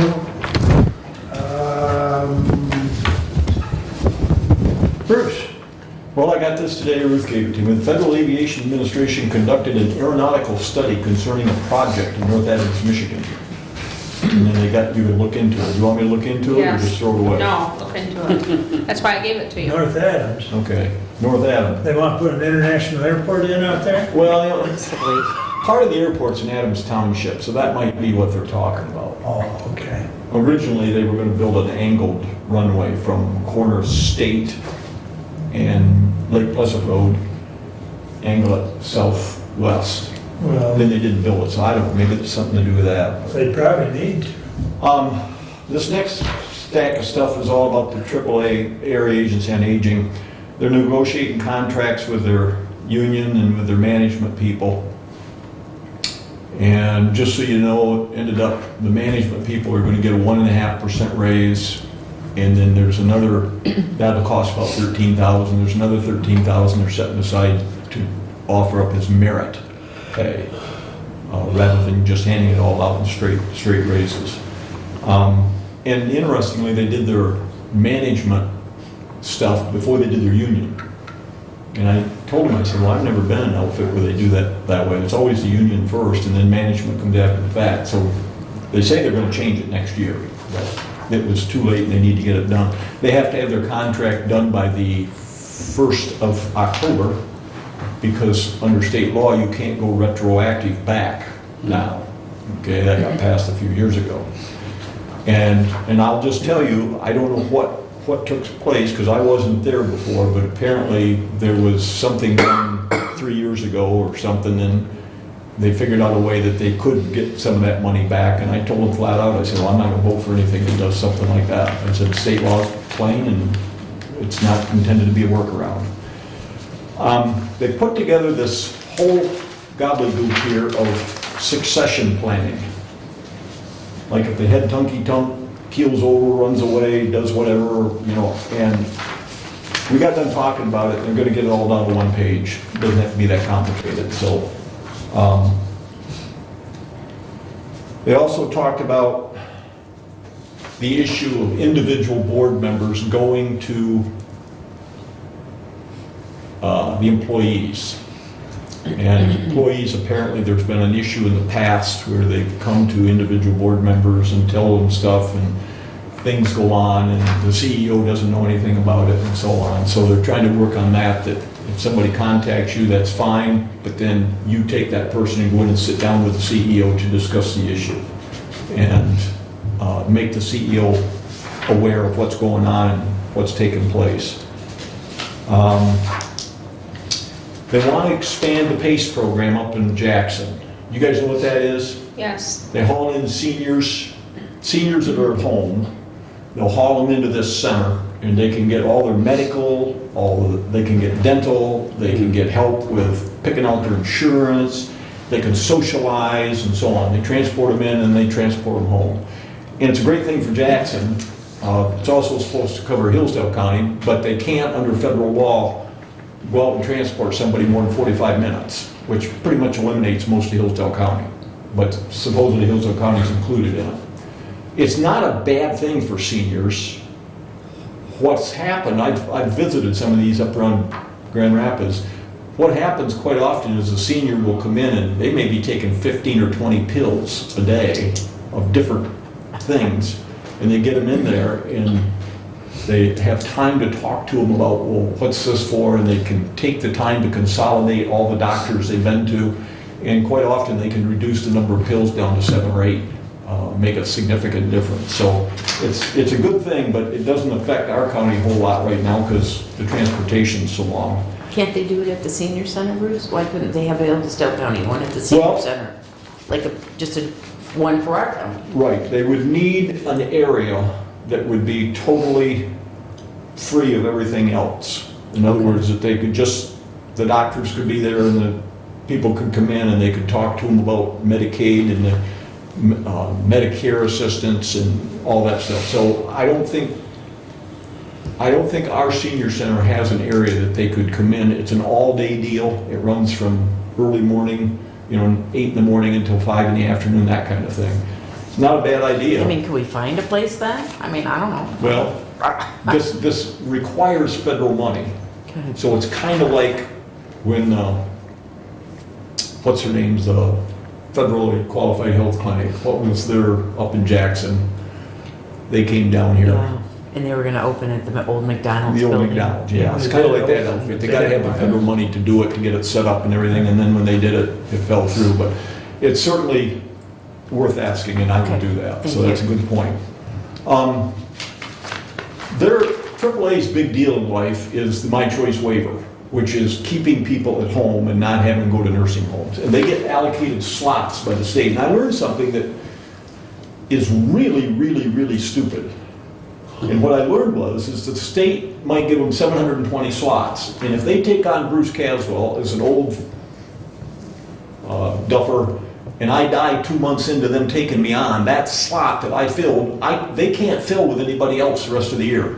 It just sits there empty. Now, that's really dumb. I mean, I'm sorry, but that just doesn't make any sense at all. But that's how the system works. So, So we you haven't, can't die till the end of the year. die at the end of the year. Whatever the Be fiscal efficient. year is. Die at the end of the year, yes. Les Smith, remember Les Smith, minister here in town? Okay, well, he's now on the advisory council for the AAA. And Men with a Vision here in the county builds ramps for people when they no longer can use their steps to their house. And what was going on, the labor's free, the materials usually run between $500 and $1,000. And what was going on is the AAA would reimburse these guys after they built it. Well, they don't have a lot of excess money, and they asked if they could get the money ahead of time. And AAA looked into it, and they can. So Les was one that kind of spearheaded that, so good for him. And then we did a whole bunch of financial things. I'll just run through them real quick for you. We approved, and this is just a continuation of what's gone in the past, $375 per employee for wellness. They want to join a health club or whatever, they'll pay that much towards them, towards that. We should do that. I mentioned the 1.5% raise for the management. They allocated $1,409 to the Hillsdale County Senior Services Center with transfers in the amount of $13,350 from in-home respite to adult daycare and $4,500 from in-home respite to volunteer transportation. So it's kind of the end of the year, moving things around where they need the money. They're going to be giving contracts for next year to the Hillsdale County Senior Services Center of $324,000. That's what comes from them. And I've asked the question, well, why can't the money just come directly to the senior center? But that's not the way the federal government did it. So it's got to go through the AAAs, and they take a little off the top and then move it on down. Exactly. Okay, that's no big deal, that's no big deal, that's the end of that, okay. And then they've got a program started for assistive technology for seniors. This is for people who can't see well, can't hear well, paralyzed in their legs and so on. And they're going out and working with people and buying them the equipment they need so they can stay in their home and be able to function. Like my mom has a phone that when it rings and she picks it up, they say hello and the words come up on it. So she can see the words if she can't hear it real well, and that's quite common. So they're doing a good job of that. Lifeways, there's a section 31N as a nutcase, okay, 31N. Lifeways participated with Hillsdale ISD, and they get money directly from the state, and it goes, it's trains the trainer, and they train people in suicide prevention, handle with care trauma, restorative justice, a whole bunch of things here that they, through that 31N section, they can get money for to help the schools with all kinds of things. Adverse childhood experiences training and so on. And then there's a 31N subsection 6 that the schools can get. And that is to put consultants and so on into the school, counselors into the school. There were 5 districts in the county that applied for this money: Reading, Waldron, Pittsford, Camden, and Jonesville. They have to come up with a 20% match. Lifeways is paying for that match through the mental health millage. This is all concerning mental health. So that match has been met by Lifeways. This is state or federal money, I don't know which, called down, and these entities that have applied for this will be able to enhance and expand the availability of mental health services in their schools. So that's a pretty good deal. That's positive. Part of the budget for next year, I fiddled around, I mentioned this before, about painting the circuit court. And I got one bid back. It'll end up being about $4,300. And so that gives me an idea of what we'll need to put into the budget to cover that. And interestingly enough, when this was done 20 years ago, that's the last time the courtroom was painted, 20 years ago. Mark Goldsmith did it. And they put wallpaper up there. And they put the wallpaper on. Well, Steve Wismer told me, he said, well, you need to take that wallpaper off and paint behind it. Well, then we got to talk and everything else, and we ended up down in the clerk's office. Well, the clerk's office painted their own office here a few years ago. And they started to take the wallpaper off, and they found out that behind the wallpaper, the wall was in really bad shape. And so they just left the wallpaper and painted over it, and it looks very nice, looks good. Well, Mark Goldsmith told Wismer the same thing. That wallpaper was put up to hide the deterioration of the wall and so on and so forth. So he's going to take that off, he's going to paint it. There's one section apparently up towards the top, in the seating section, that they think that they can take off. So that hopefully we'll be able to find money in the budget for next year that we can accept this. But that'll be your decision, and if you don't want to do this, if you want our people to do it, I don't care, but at least it gives us an idea of what the cost is, which was the whole point in me going about it. Okay, this drain, I just wanted to mention the Drain Commission fieldwork video. I thought it was pretty impressive, I liked it. I've been thinking more about the issue of trying to get more money to these guys and so on, and I don't know whether it's possible or not, but because that's off budget, it's not part of our budget, his money, is it possible, I asked the question, to allow him to pay more, whatever we set, $2, $3, whatever it might be, more than what they're getting now, and give him the authority to do that? Or would that run into a ruckus with the union?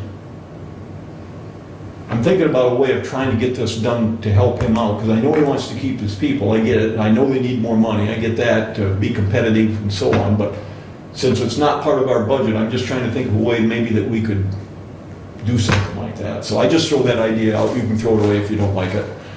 A lot of my ideas, that happens too. I'll talk to the attorney on that, because the union's the problem. Well, it could be. Could be, potentially. Yep. Yeah. I've mentioned to you in the past that Lifeways has put in KPIs, key performance indicators, for all their employees. So everybody in Lifeways now knows exactly the things that they're supposed to accomplish and get done and so on. In the first quarter of 19, which would have been a year ago, October, November, December, 71% of the employees met either all 5 or 4 of their KPIs. So that's like a B in high school, B or better. The next year in quarter two, it went up to 82%. The next quarter, it dropped back down to 76%. So basically, they're getting 75 to 80% of their employees to meet all of their key performance indicators, or some of them. And they've really seen some dramatic improvements in efficiencies and in costs, because they're getting people handled in a much more effective way. And this all came about because of a private company, similar to what we did with the medical care facility, coming in and looking at the whole operation and just saying you can do these things. You know, we might want to look at something like that with county government. Yeah. Just saying. Might want a county manager. We don't need a manager. We could do that ourselves. I'd be happy to. Okay, then the other thing is, Lifeways is moving from a $5,000 to a $20,000 lump sum buyout for their pension people. They have a pension plan like what our sheriff's department has, okay? And what they're responsible for is, if somebody comes into Lifeways and only works like 6 years and then leaves, moves here, moves there, all over the place, they have to, under federal law, keep track of where those people are at. It's a tremendous amount of administrative upkeep, and they have 100, 150 employees. So what they're offering is, for those employees who are not full-time and don't have a lot invested in the pension plan, they're offering like they're raising it now to $20,000. We'll pay you $20,000. That's your money. You're now out of this pension plan. Go away. We don't have to keep track of you anymore or anything else. The amount that costs them to give them that $20,000 to basically have them go away, it costs them about $110,000 over what it would have cost if they'd have stayed in the plan and eventually drawn, down the road. That $110,000, because and I mentioned to you, they've made some huge investments in their pension plan in the past, that $110,000 can be absorbed right in that, because they're about $500,000 overfunded right now, and so it ends up not taking care of, not doing any of them. Now, it's all voluntary on the part of the employee. They don't have to do this. It's up to them. But if they all did do it, it would end up costing Lifeways about $100,000, and that can be eaten up with the surplus they have right now in the pension plan. So it's one thing that we may get this kind of a concept thrown back at us from the actuary that's doing the study for us on our pension plan. And then finally, I want to mention to you, Lifeways put together this little sheet that talks about what they've done so far with the mental health millage in the county. They're using $50,000 to buy the van for Spark. They've provided 387 total services. 3% of those services have been provided by their 24/7 hotline that people can call anytime in order to get help. At the hospital, they've got care management services, emergency department supports for high acuity patients. These are the people that camp out there. They're giving them help with that. Jail services, they spent about $40,000 year to date on a jail clinician who's out there to work with the people that come in to see if they have mental illness. I mentioned the 20% match. That costs about $59,000 for the schools to get mental health professionals into the schools. Mental health law enforcement training, they did that. They were waiting an invoice on it. And the year-to-date costs are about $100,000. They said it's going to be much more than that. And then what, people aren't submitting their bills in a timely manner. And so they're waiting on that, but they just wanted to kind of give you an update on this. So there's that. That's all I have. Thank you. I have a question. Yep. Toby Pace up in Jackson, now you correct me if I'm wrong, but didn't they get a lot of buses, and that was off of federal money? It's all federal. Okay, now you're saying that they can't do Hillsdale because they can't go more than 45 minutes. They can't get a lot of Hillsdale. They can get Somerset. Tim gets old and feeble. He could go up there. Okay? But Okay. you probably, I think if you're in Hillsdale City, I don't think you can get up there to that PACE program. It's on Springport Road It's right in across, 45 minutes. it's right across from Vista Granville. Yeah, So you're kind of looking at the yeah, northeast you corner of the can, county because that I you drive there can, all the time. But that that's they okay. can, that they, under the law, can go out and transport people. So they're using the same number of buses and they're transporting Yeah. people, but just not as many from Hillsdale as what Well, we they- anticipated. I guess the point I'm trying to make is they've never been able to take care of, in this PACE program, all the people over in this part of the county. Okay, Just okay. up in the northeast Yeah. corner. But Well, nothing's changed. When they first came in, they made a big deal about it. Yes, they Said they were gonna be able to service Hillsdale, and Correct. nothing about this 45 minutes was brought up. That's No. correct. And now, all of Yeah. a sudden, now they're saying, well, we can't do it because it's 45 minutes. Right. PACE programs they're really a good program, but they're basically an urban program. Yes. They don't serve the rural areas well. Okay. Bruce, Thank that you. Lifeways paper that you just read off, can you give that to Jody so she can Sure. email that out to all of us? I would like to be able to Sure. report on that at my meetings. Not a problem. Thank you. And if it doesn't make any sense to you, call me. Okay. If there's things on there that Okay. are goofy. All right. Okay, any other questions for Bruce? Thank you. So, Child Care Fund. I just sent a message to Derek and he's watching, so he he said it's looking healthy. The Child Care Fund has taken in more money than they have spent so far in 2019.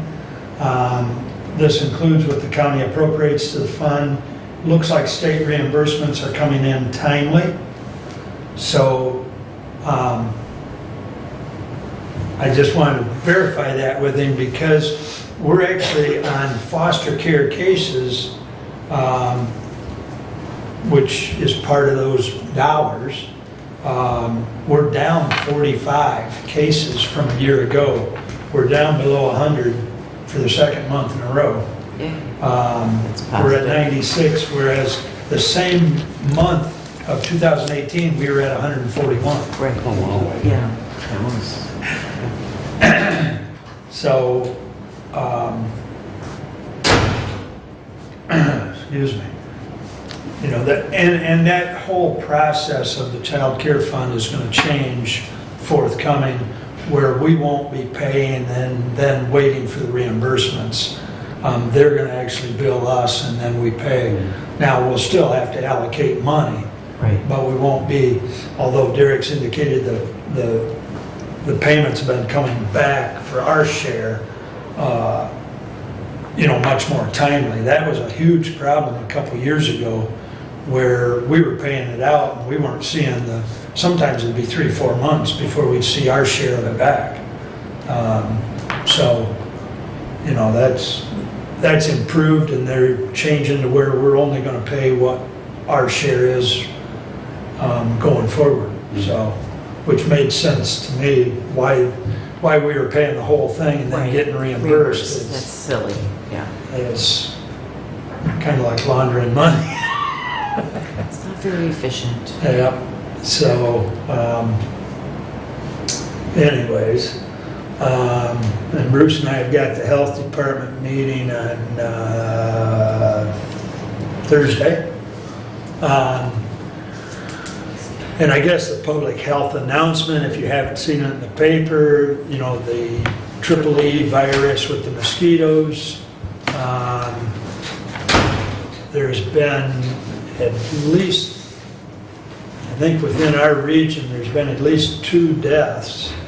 And oddly enough, there's a vaccine for that triple E virus for horses, but not for people. So I guess if you're really worried, go get the horse vaccine. You might whinny afterwards, Yes. but no, I don't think it's compatible with No. humans. And actually, I was just reading a story this morning, early. There are cases in Indiana now. It had been pretty much contained to Michigan, but now there are, I think the article said 3 counties in Indiana. And so Purdue has gotten involved as far as research to try and figure out, they had been just waiting and now they're ramping up their research department to see what they can do. I jumped over Ruth, didn't I? Yes, you did. She didn't holler. Can I ask another question? Yeah, The whole kit and caboodle thing about the DHS out here with the state, yes. where's that at? Is that still off in La La Land up in Lansing? As far as the contract for that, yeah, they kicked me They kicked me right down the road. They have no interest in doing it. Okay. No, my last correspondence with, I had his name on the tip of my tongue. But anyways, I'm glad you brought that up because I got a correspondence last month from him and I think I had told you at one point he'd been on medical leave, so it kind of got kicked to the back burner. And he did take it to the, on up the chain. And they basically said, we'll talk about that I think that contract comes back up in 2022. And they basically said, we're not going to discuss it until then. So. You understand what that's all about? We spend money out there and then they reimburse us for what they being the state, reimburses for what they think is an acceptable expense.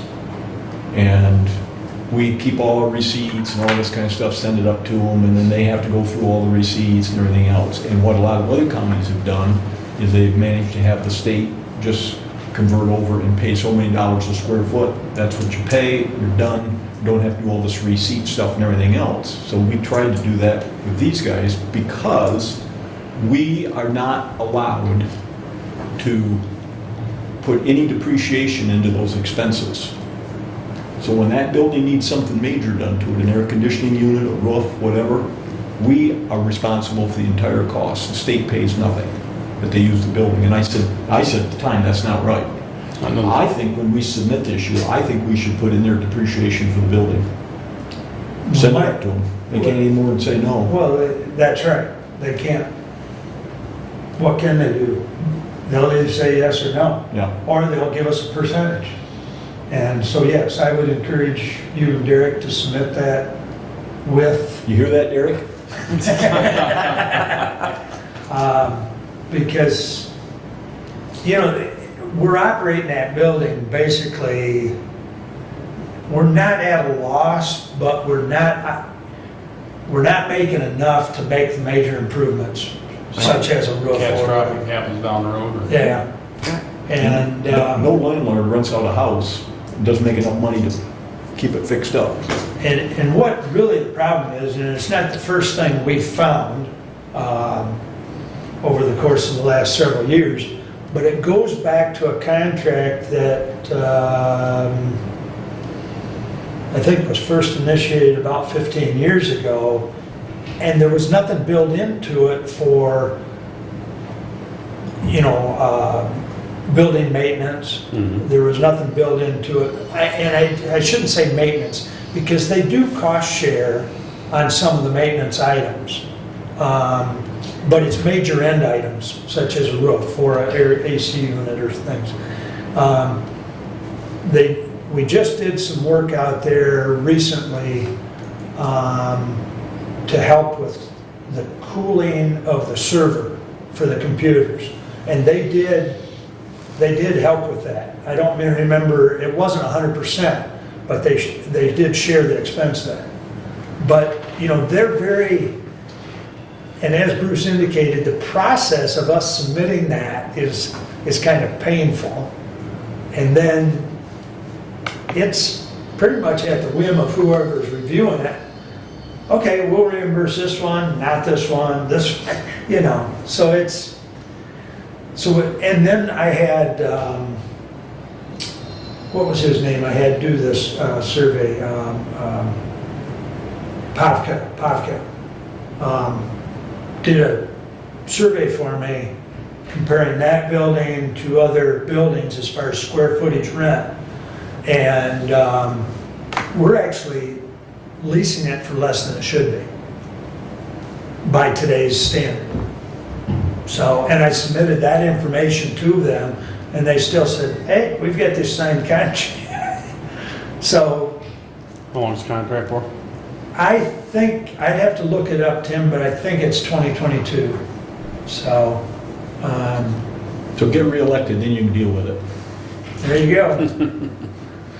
Anyways, the only thing else I have, and then I will apologize to Ruth. I was just so excited about having less kids in child care.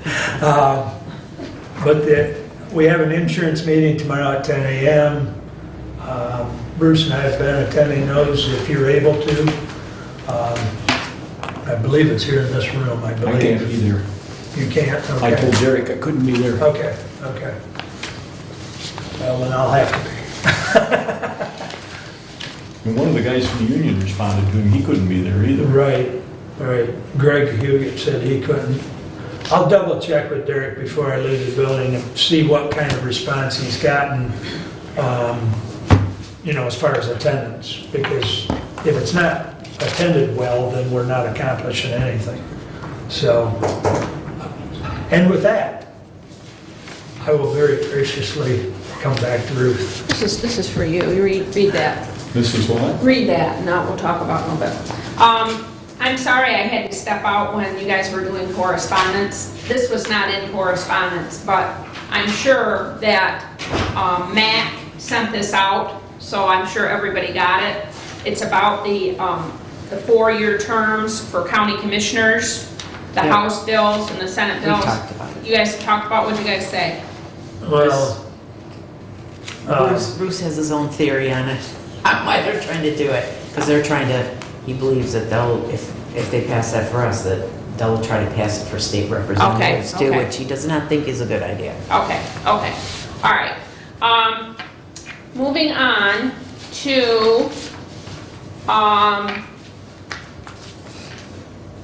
Human Services Network.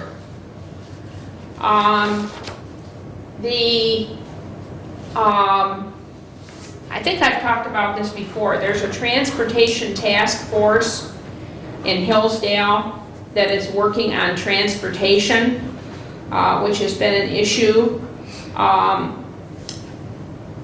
They meet on the second Wednesday at 9 a.m. at Community Action Agency. October 9th is the next meeting. I'm not on the transportation task force, but that's a thing in Hillsdale that they've been working on. We talked about the census again. I've talked to you quite a while ago about collective impact and whether we wanted to do that or not. They decided to do it, and they're going to do it on the census. Hillsdale County Community Foundation is hiring. They're looking for a person with nonprofit experience to work on programs. So if you know anybody with nonprofit experience in programs, they should contact Sharon Beischer at Hillsdale County Community Foundation. Now, the Hillsdale County Community Foundation is going to launch Leadership Hillsdale County.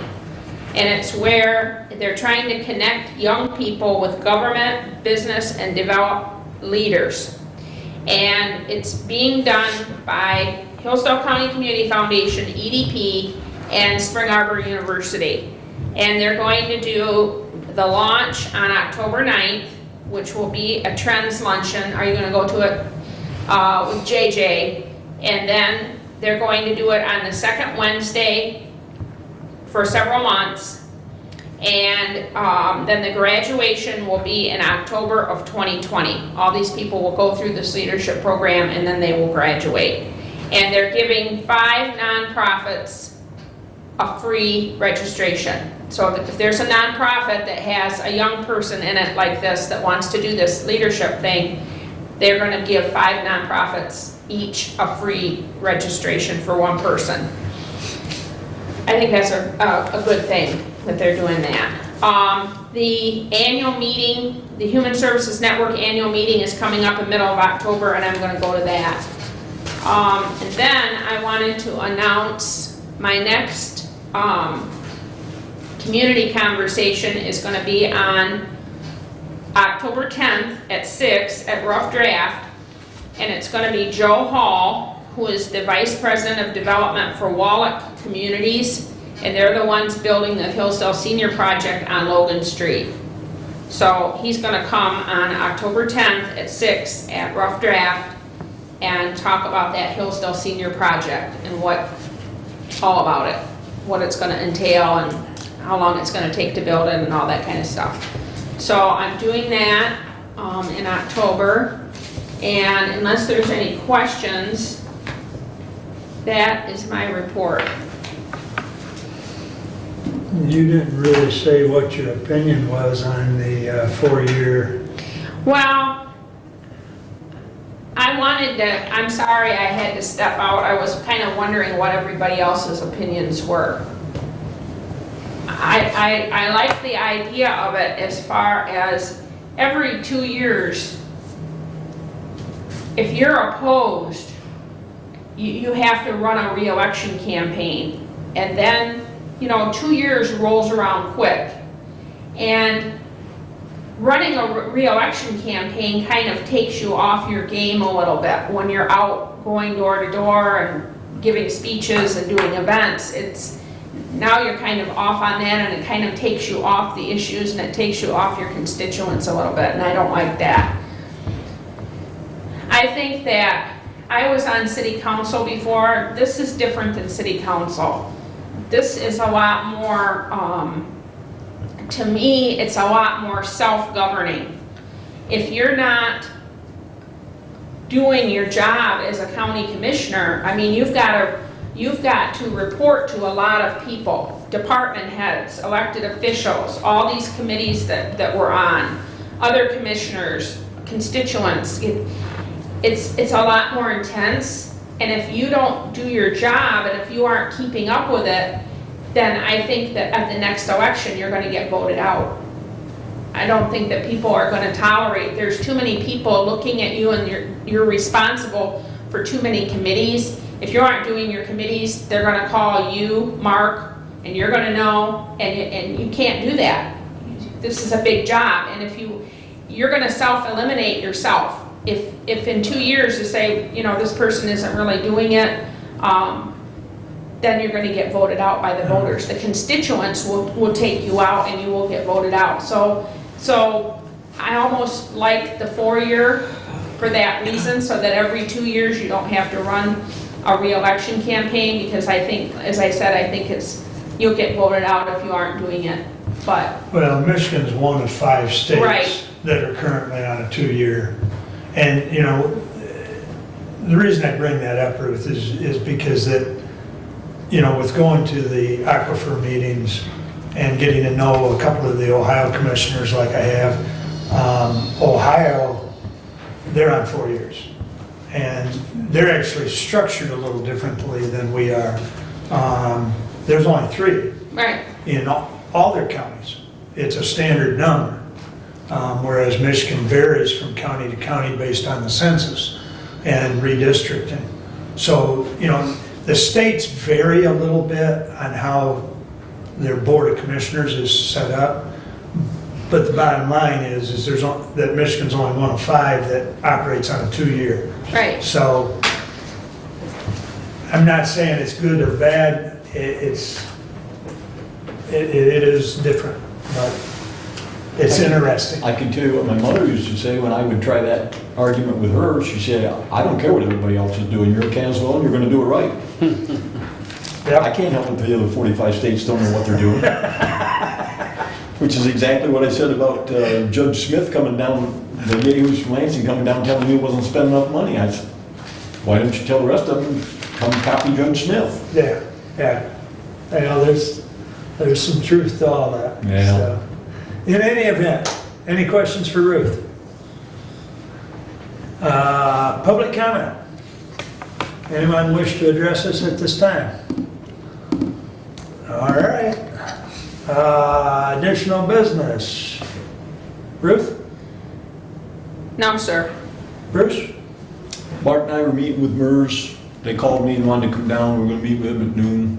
And here they want to talk about what we're doing with all this actuarial stuff, and so we'll see what happens.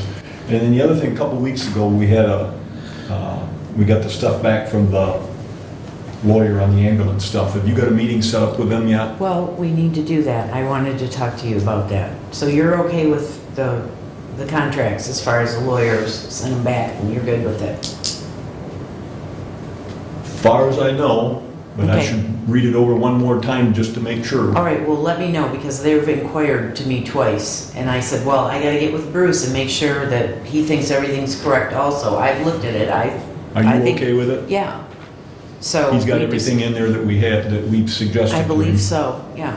And so I just need to we need to Right. forward it out, but I haven't done that because I've been waiting to talk to you about it. Oh. To make sure you didn't have any corrections or anything before forwarding it back out to them, and then Just they'll haven't- have it, and then we'll get a Hadn't meeting called- set Hadn't too. called me yet to let me know what No, you wanted my opinion. I told them I would talk to you today, so, Okay.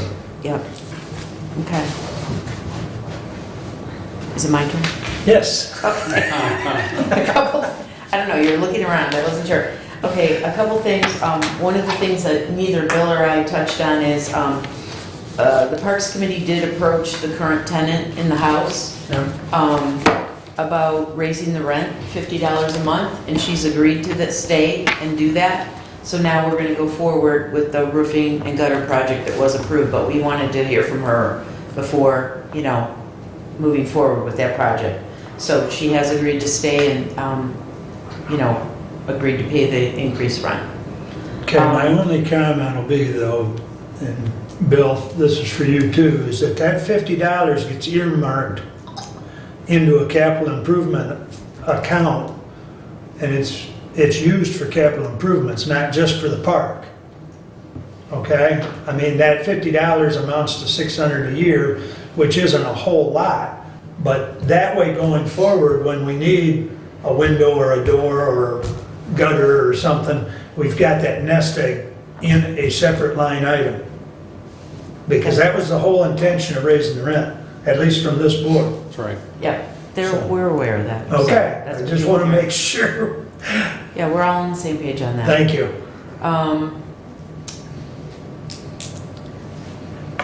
Made you Then lose your train tomorrow, of thought. tomorrow, the meeting that you have with the insurance, Yes, I can go to that if Bruce isn't available. I'd be willing to attend in That's his fine. spot. that's fine. So I'll get those details from you. And Ruth, can you go to that transportation meeting? I know you said you're not on I that, can't, but it's on Wednesday. I've It's on- attended them before, but I haven't been to one recently. It'd be nice to know if anyone can go to that to get an update on what they're doing They with that. gave us an Because it's a huge issue in the county and we need to solve it They somehow. gave us an update at the last meeting. The second Wednesday I can't because I have another meeting, but Clint Bruger, what they did was they took 200 surveys in September of 2018 to try to get data. And so he went through a PowerPoint and he showed all the data. Well, that's only, 200 surveys is only 0.5% of the county population, so they didn't think that that was really representative. They're going to set up some public forums. They're going to outreach to governing bodies, townships, villages, and cities to talk about it. They said dial-a-ride only goes to the city of Hillsdale and it goes to Walmart, so that's not the rest of the county. And they said that, and then someone said, well, why don't we have Lyft or Uber? And they said they looked into that and they said Hillsdale County, or Hillsdale was too small. Hillsdale City was too small for Uber and Lyft. It was too expensive and too small and it wouldn't work here. They did look into it and it didn't work. So that's not really a lot of, they're trying to think of ideas, but I think the next steps are gonna be public forums and outreach to governing bodies, visiting townships, villages, and cities. So I got okay. What we need some kind of, for people that don't have the transportation, but they wanna work, we need some kind of bus system that goes through the county and takes people to the Hillsdale Industrial Park, the Litchfield Industrial Park, maybe to Reading, you know what I mean, where our industrial parks are located, where the jobs are located, where they need people. We need some kind of bus system, almost like the school bus, First shift, the bus comes at 6 o'clock, when it meets here, and then it goes to wherever, and it makes the circuit so that we can get people to work and then get them back home and pick up the other shift and get them there. And we need something like that, and I just don't know. Is We there gotta- money- is We there- gotta figure it out. Is there money at Michigan Works? Is there money at Michigan Works for that? Well, we can ask about that. I'm thinking too, what we could do, I just don't know. If maybe You can work on that. Yeah. I don't, that's a discussion for another day, but if you can go to that transportation meeting, maybe you can I'll see if suggest I can something. go. But Julie, I asked the question a couple weeks ago, I think it was, there's money taken out of the parks budget and given to the road commission for administrative costs. And I asked about whether or not that's been reduced or eliminated because we're doing the budget, we're doing the audit now. The county road commission is not. Right. Has that amount been Yep. reduced by how much? I think it was $500, right? I'm not sure. Okay. And Jody, you were asking. I have not had enough time to do the research yet, Okay, yeah. but it's still on my list of things to be accomplished. okay. Anything else, Julie? Tim? No, thank you. Well, I have one thing. I think we should follow up on what Bill said about going to the park. So, do you want to do it as a group? Or do you want us to just, each one, just give Bill a call or Benny a call and go out to the park and look at it on our own? You want us to do it that way? One-on-one. Okay, Yeah. okay. I'm gonna wait till the snow flies. Take your ice skates, go ice skating. There you go. Ice Take fishing. more of it, Ice fishing. So, I don't have anything additional, but I thought I'd end with a little levity. Yeah, I can At see my where this is funeral, going. take the bouquet off my coffin and throw it into the crowd and see who's next. I like it. I like it. With that, They're playing we're Pop done Goes for the Weasel today. at 9. Thank you all. Thank you. What do you think of